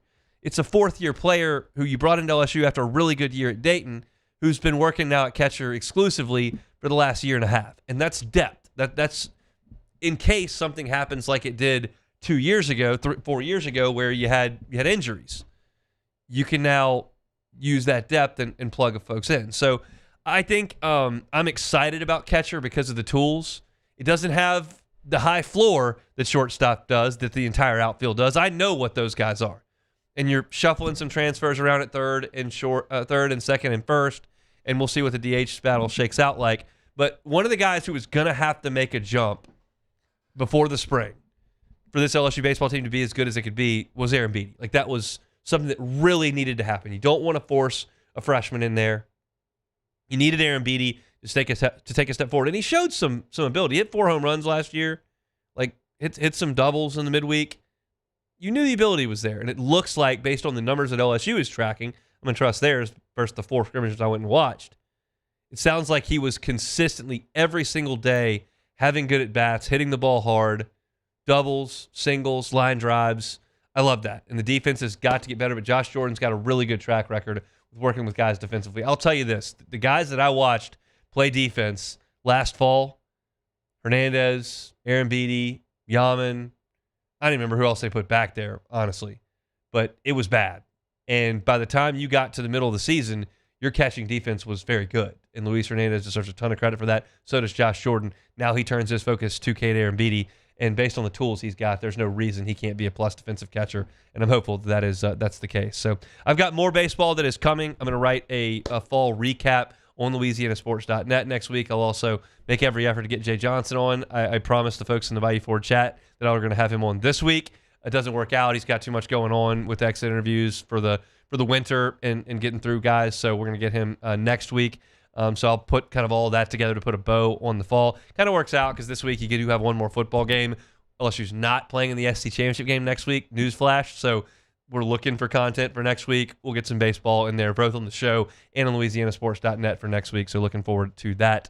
If you look for LSU's interviews from yesterday, it was Jay Johnson, Zach York, the transfer from Grand Canyon, as well as Cooper Moore, Kansas' ace from last year. All three met with the media. You can find those at our 1045 ESPN YouTube channel. All three interviews right there for your consumption. So there's some baseball for you folks that are desperate for it here as we get into late November. Step aside. I've told you for a couple weeks I was hopeful Mansour Delane had a chance to win the Jim Thorpe Award. Thought he deserved it. Did not know who his competition would be. I don't know. I don't watch every single DB in college football. Well, now we know who his two competitors are. I will lay out the case for Delane against those two, and we'll see just how strong you think it is, whether or not DBU can bring home another Thorpe Award. We'll do that when we come back on the Hunt Palmer Show.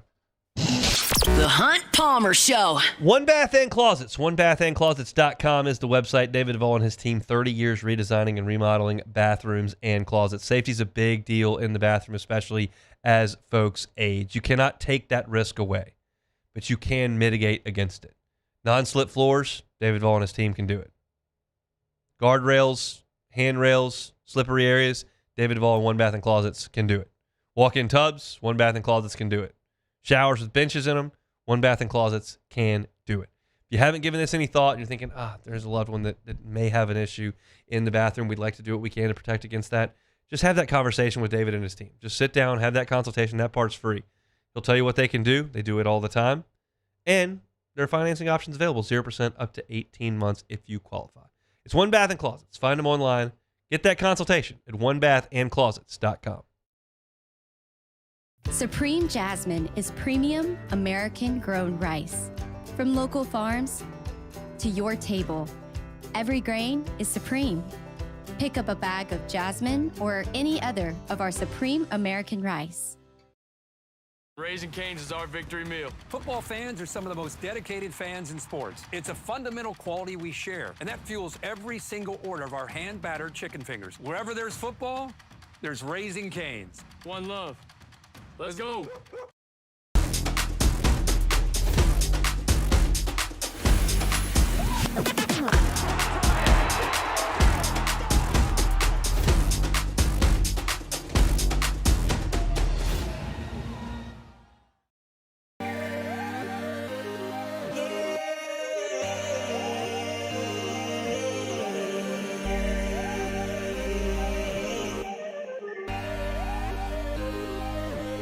You gotta believe in a dream. Believe.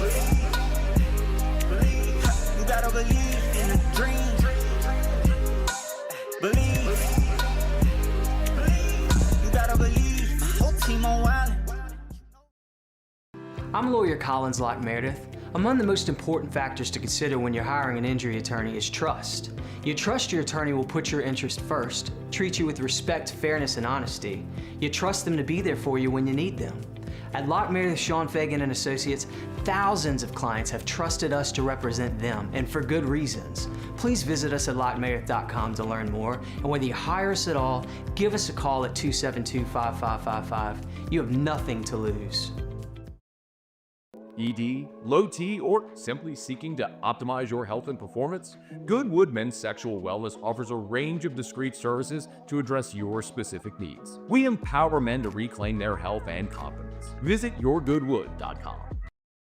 Today, we are shaping tomorrow. We are researching how extreme stress impacts the immune system, from trauma victims to athletes and even astronauts. Our work is leading the way in sepsis treatment, saving countless lives. We're unlocking the mind with music in exciting new ways. Our Lady of the Lake Health and LSU are improving the health of our state. That's the impact of champions. Imagine the impact we'll have on the future. Together, we roar. Gulf Coast Bank and Trust is giving our customers the power to bank anywhere, anytime during this challenging event. And we're right there with you. Our mobile banking app is a smart way to manage your money and time. Gulf Coast Bank and Trust, the bank that cares about you.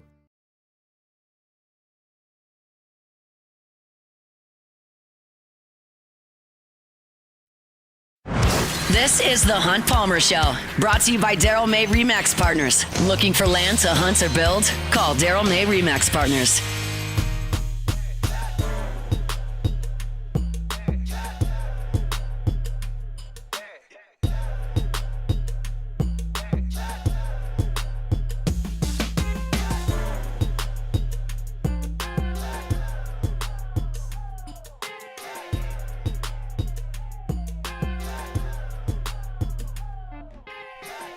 All right, shout out to Daryl May of Remax Partners. Saw Daryl over the weekend, was heading out to the game on Saturday, so chatted with him for a good bit, and he's happy to help you if you're buying or selling a home in Louisiana or Mississippi. You can give him a call, 225-268-6915. That's 225-268-6915. He's happy to help you in the city limits, happy to help you outside the city limits, happy to help you if you're looking for some land. If you're looking to hunt, looking to build a secondary home, looking to get your home outside the hustle and bustle, Daryl's a St. Francis resident, St. Francisville resident. He's happy to help you with that. Daryl May of Remax Partners brings you our Tuesday shows.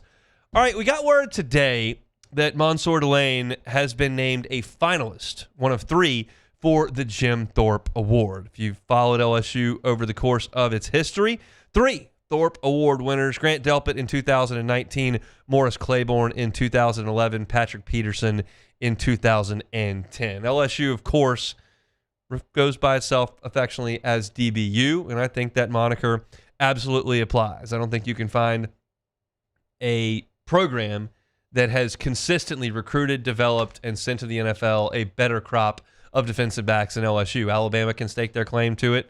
Florida can stake their claim to it. Ohio State can stake their claim to it as well. LSU is going to stand up against any of them. And it was apparent to me the second that Corey Raymond re-signed on that dotted line to come back from Gainesville to Baton Rouge that this type of effort was coming. It's just what he does. And Mansour Delane is more evidence of that. I have thought for a month now that he had a really good chance to be a finalist for the Thorp Award and could perhaps win it, but I had no idea who his competition would be, so I didn't know who to compare him to. Well, now we know. He's one of three finalists with Caleb Downs of Ohio State and Leonard Moore of Notre Dame. So I saw that release and went, okay, let's go compare statistics. Let's go compare PFF grades. Let's go see if he's got a shot, because I honestly didn't know. And so let's get into it, and I'll tell you what I think when we get finished. Let's go to Pro Football Focus grades first. I realize there are some of you that roll your eyes at that, but this is a compelling thing to look at, so we'll do so. Mansour Delane's defensive grade, so all-encompassing on the defensive side of the ball, 90.9 this year. That is astronomically high. I do these every week. You never see rankings in the 90s, and he's got a 90 for the year. You look at Caleb Downs, from Ohio State, former Bama transfer. His defensive grade for Pro Football Focus this year at a different position at safety is 84.8, another elite grade, very high. And you look at Leonard Moore, he has an identical Pro Football Focus defensive grade to Mansour Delane, 90.9. These three guys have massive PFF grades. Delane and Moore's are a little bit higher, Downs a little bit lower at a different position.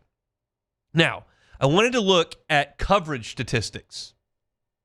Obviously, Delane and Moore are corners. That's the most important thing for them. Downs is a safety. He does some help in the run game, does some covering. We'll allow for that in this discussion. Mansour Delane in coverage this year is a 91.7 grade. Just remarkable. 91.7. Caleb Downs is great as well. 88.5. Now, Delane's is a little bit better, but he's 88.5. And Leonard Moore, 91.4. So 0.3 behind Delane. But still, wildly good. That's PFF grades. Now, let's look at their coverage statistics. You look at Leonard Moore. He's a corner. He's allowed 24 catches on 41 attempts. That's 59% completion. Good, 59%. Mansour Delane has allowed 13 catches for 34 yards. That is 38%. 59% for Moore, 38% for Delane.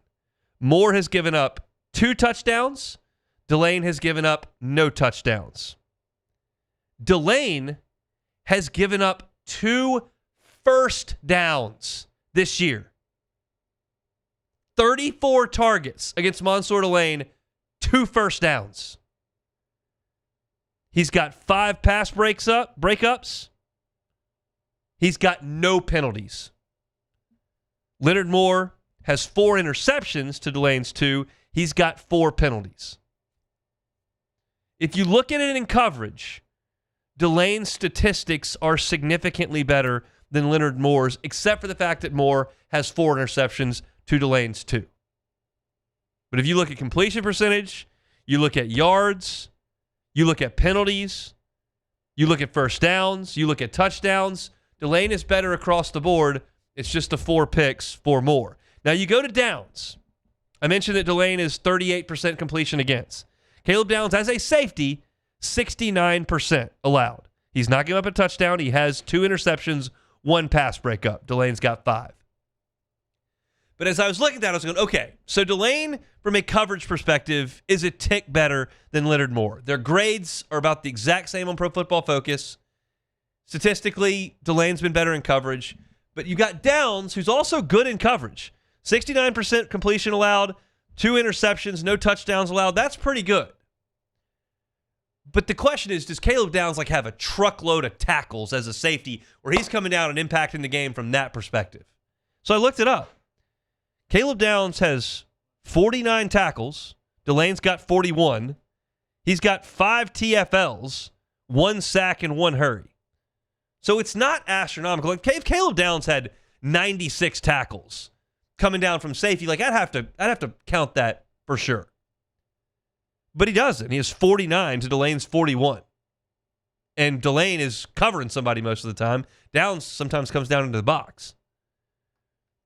So as I look at this, on paper, I think Delane has the best case.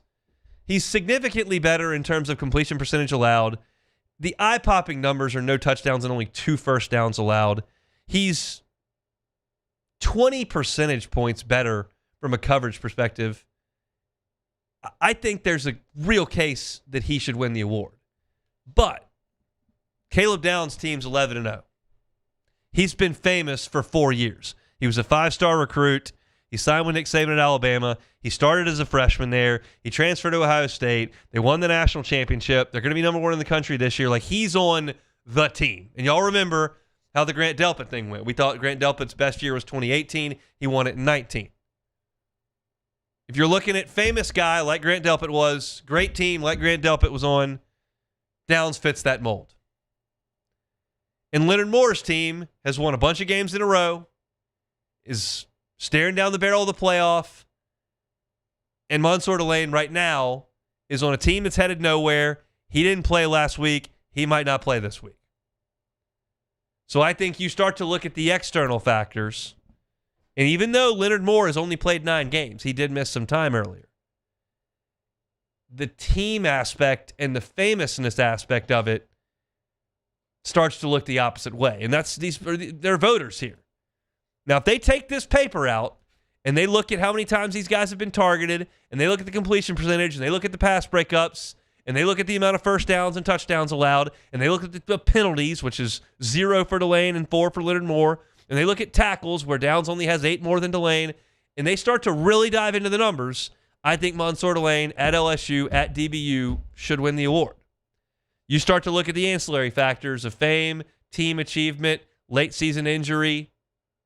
All of a sudden, you start to look at the other 2 guys.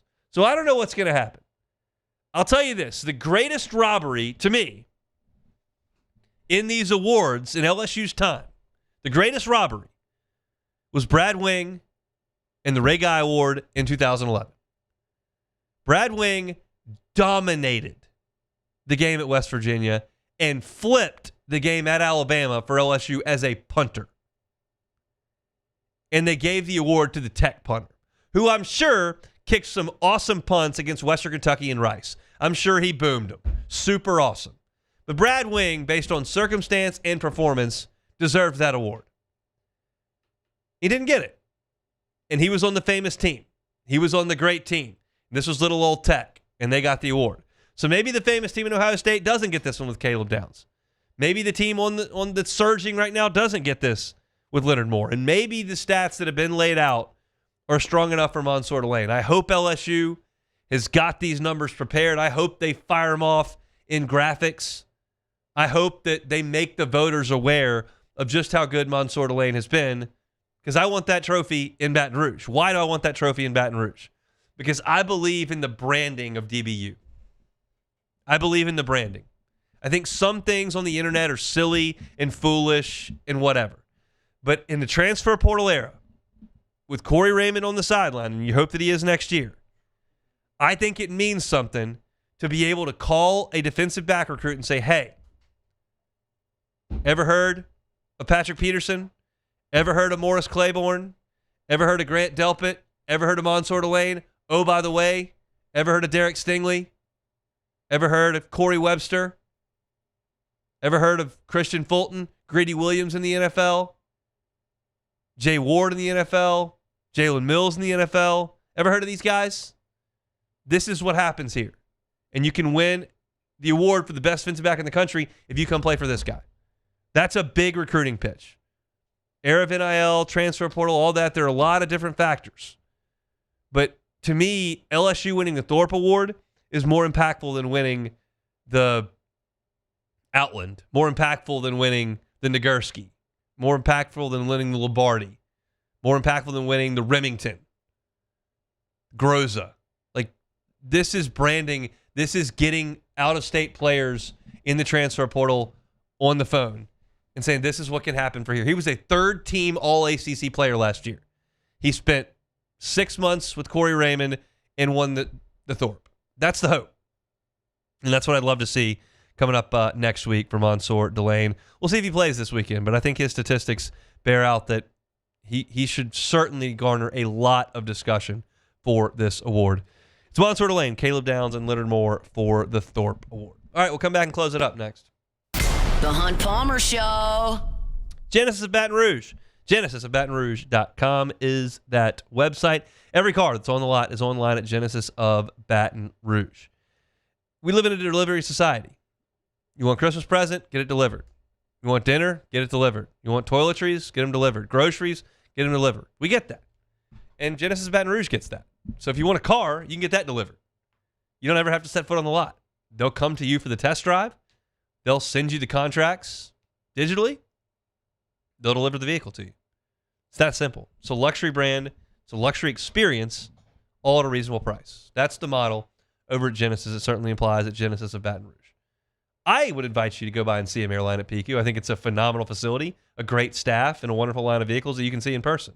But if you'd rather do it from work and have them come at your lunch break or come to the house, they can do that too. Again, their own airline at PQ is Genesis Baton Rouge. The entire inventory, which, oh, by the way, all of it is IIHA, couldn't say it, top safety pick. They're all some of the top safety picks on the road. Get on by and see them, Genesis Baton Rouge, online at genesisbatonrouge.com. At Auctioner, we know healing is a team sport. That's why we've partnered with world-renowned orthopedic surgeon Dr. James Andrews to create the Auctioner Andrews Orthopedics and Sports Medicine Institute. Whether you're a professional athlete or a weekend warrior, our team of specialists are dedicated to getting you back in the game. So whatever your reasons are for reaching your personal best, we've only got one: you. Auctioner Andrews Institute. Long live you.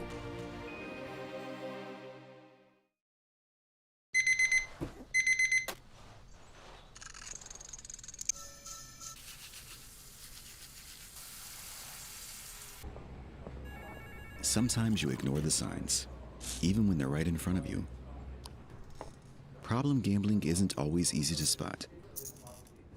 Know the signs. Set your limit. Learn more about healthy gambling habits by visiting us online or text or call for free confidential help now. Join us for Friday's AFR live from Don Juan Cigar Bar, presented by Sagamore Spirit Rye. We'll have craft cocktails and, of course, a fine premium cigar. Friday's AFR, presented by Sagamore Spirit. I'm Gabrielle McLeod on behalf of the Louisiana Propane Dealers. I have spent hundreds of hours preparing for scholarship competitions. That preparation paid off when I won the Fitness and Talent Awards along with the title of Miss Louisiana. The Louisiana Propane Dealers are also pretty talented and want you to be prepared for when the power goes out. Visit LouisianaPropane.com to find out about propane generators and other safety tips. Louisiana Propane, it truly is the fuel for our future. I'm Lawyer Locke Meredith. If you're battling an insurance company because of a wreck not your fault and they're not calling you back or being fair, whether you hire us at all, give us a call, 272-5555, or email Locke Meredith, Sean Fagan and Associates. You have nothing to lose. Hello, I'm Collins Meredith. If you've been injured on the job, you'll likely have a workers' compensation claim, but you may also have a tort claim, which opens up significant recovery rights not normally available for a work injury. If this is you, call us or come see us at Locke Meredith, Sean Fagan and Associates.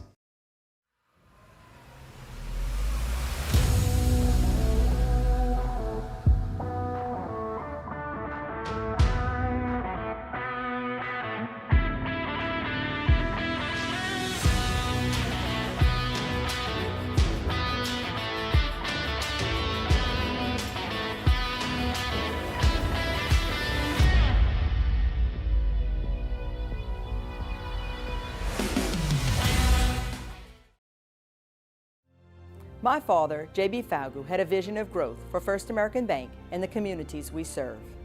The bank's foundation was built on his legacy of compassion. This is the Hunt Palmer Show, brought to you by Daryl May Remax Partners. Looking for land to hunt or build? Call Daryl May Remax Partners.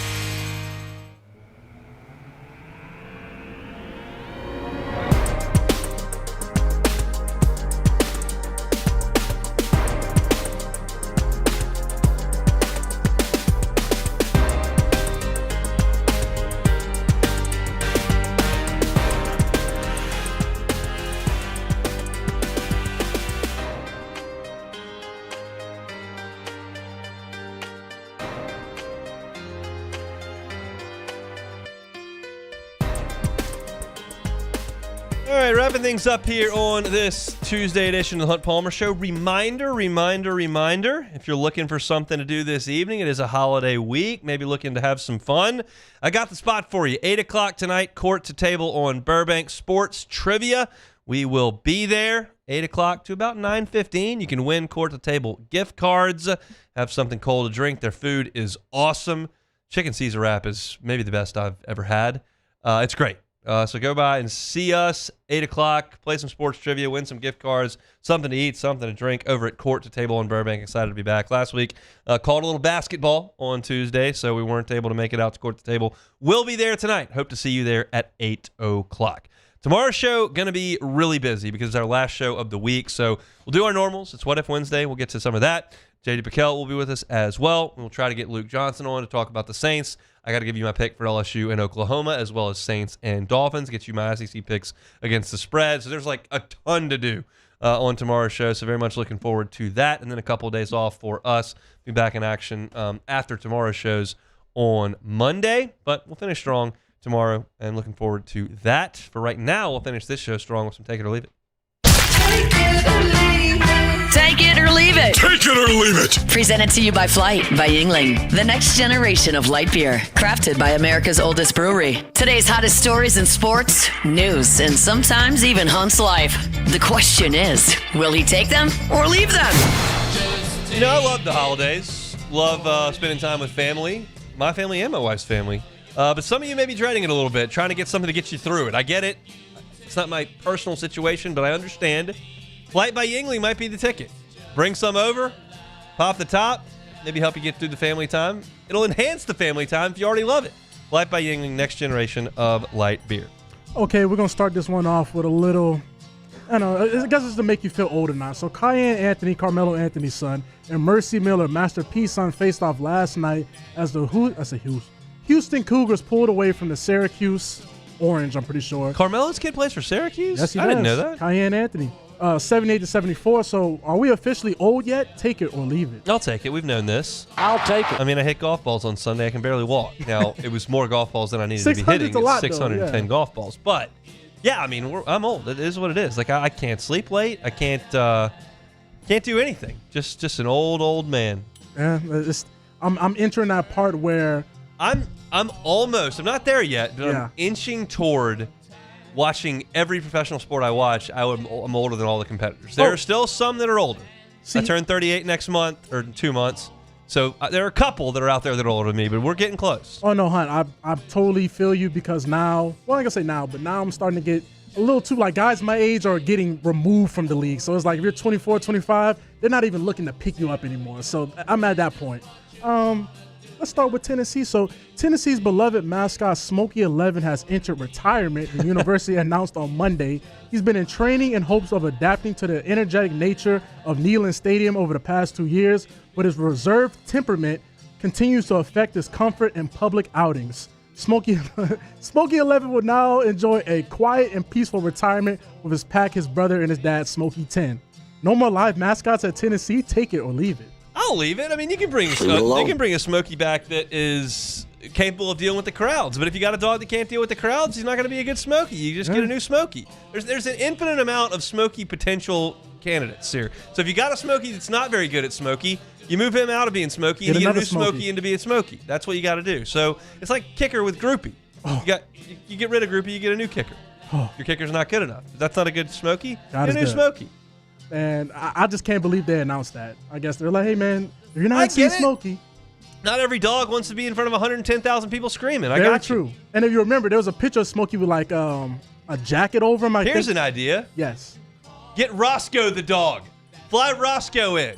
You don't remember that? Who's Roscoe? Roscoe's the fake Mike. Wasn't it Roscoe? Wasn't that the Tiger's name that they No, brought it was Omar. Omar. What was Roscoe? Yeah, I'm about to say, where did you get Roscoe from? I think Roscoe was the original one. Oh. And then, because I did a report, if that's right, then that's a memory that I have from 8th grade. I said you're digging deep because get Omar the fake Smokey.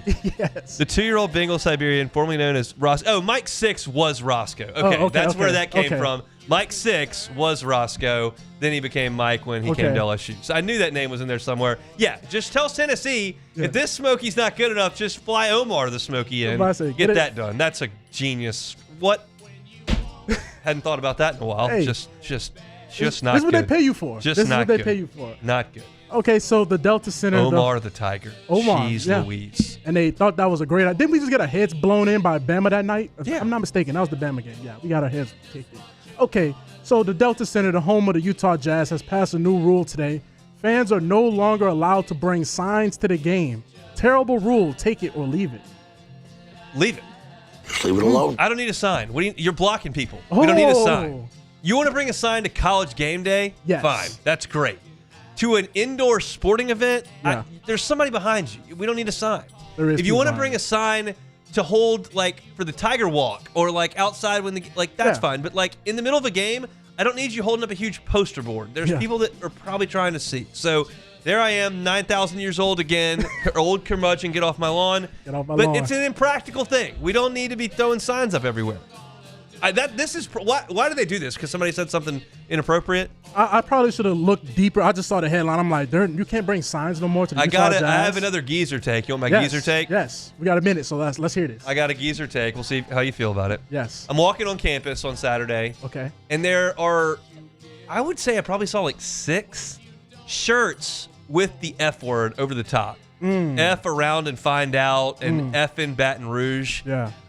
I'm just going to be honest. Like, I'm not going to be offended if someone in the course of conversation uses profanity. That's not going to offend me. That's okay. Yes.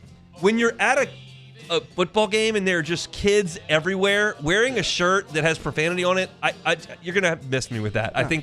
I think that's a childish thing to do, and I just don't really support that. No, I don't think that's an old man take. That's just common courtesy and just having respect for people around you. And I think there are a lot of people like, oh, just grow up. People use that word all the time. It's how real people talk. It's like, you can wear it if you want to wear it to the bar, or you want to wear it to your buddy's watch party because you think it's a hilarious shirt. But like, there's a bunch of 11-year-olds. Like, that's just not my favorite thing. And then that makes me once again 75 years old. I get it. Is what it is. Matt's going to drive you home next. We got one more show. We'll come back tomorrow. Y'all have a safe Tuesday. Hope to see you at Court to Table. We'll see you here either way. The Hunt Palmer Show. So fired out to tell y'all about our newest sponsor here, First American Bank and Trust. First American Bank and Trust started up in 1910. It's still here 115 years later. Talking about 25 locations throughout South Louisiana. So there's always one near you if you're in St. Tammany, Tangipahoa, you're in Dutchtown, Hammond, Jones Creek, St. John Parish, St. James Parish, Lafourche, Terrebonne, wherever you are, they can help you out. And it's a great family environment at First American Bank and Trust. But it's not just the customer service that you're going to get there, which you're going to get. You're also going to get everything that those big banks can do, but with that small town feel. All the decisions are made locally. The call center is local. You're dealing with local people when you're dealing with your bank at First American Bank and Trust. They want to be sure to tell everyone happy Thanksgiving this week and keep them in mind for your next residential loan or commercial loan. It's First American Bank and Trust. First American Bank and Trust. These are the luckiest ice cubes in the world.